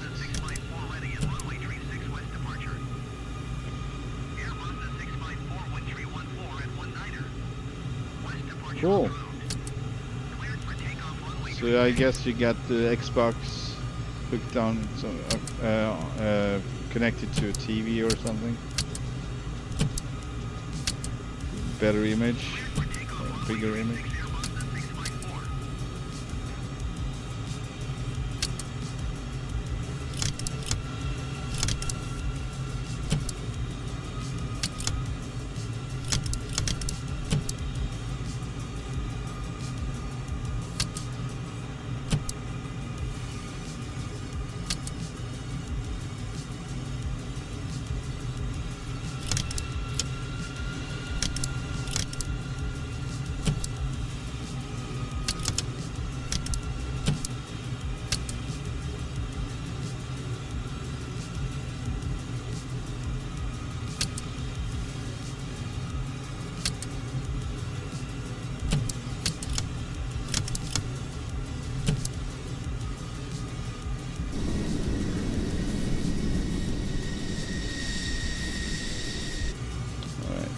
Brake. Ooh.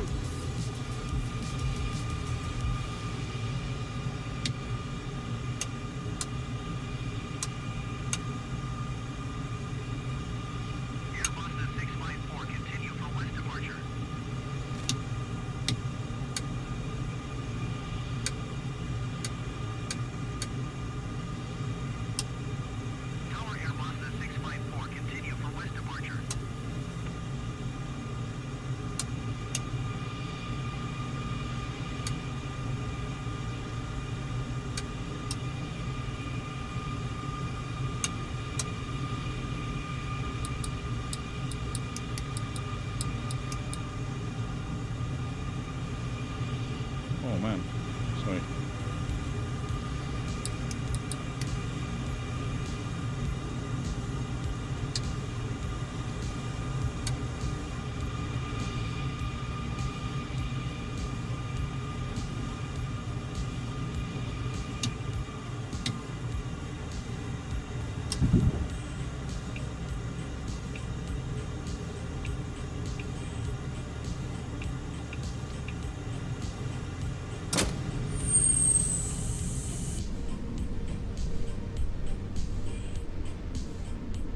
Oh man, typical.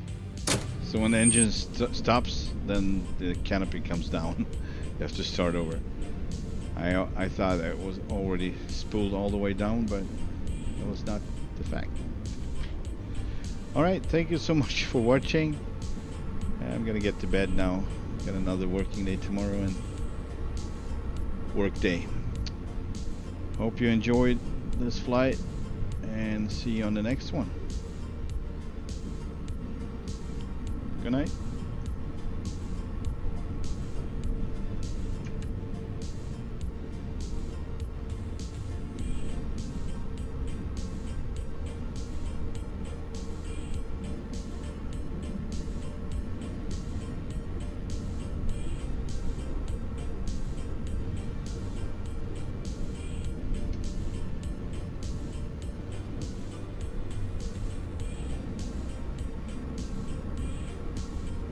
That's good, Jacob. Have a good one. Bye-bye.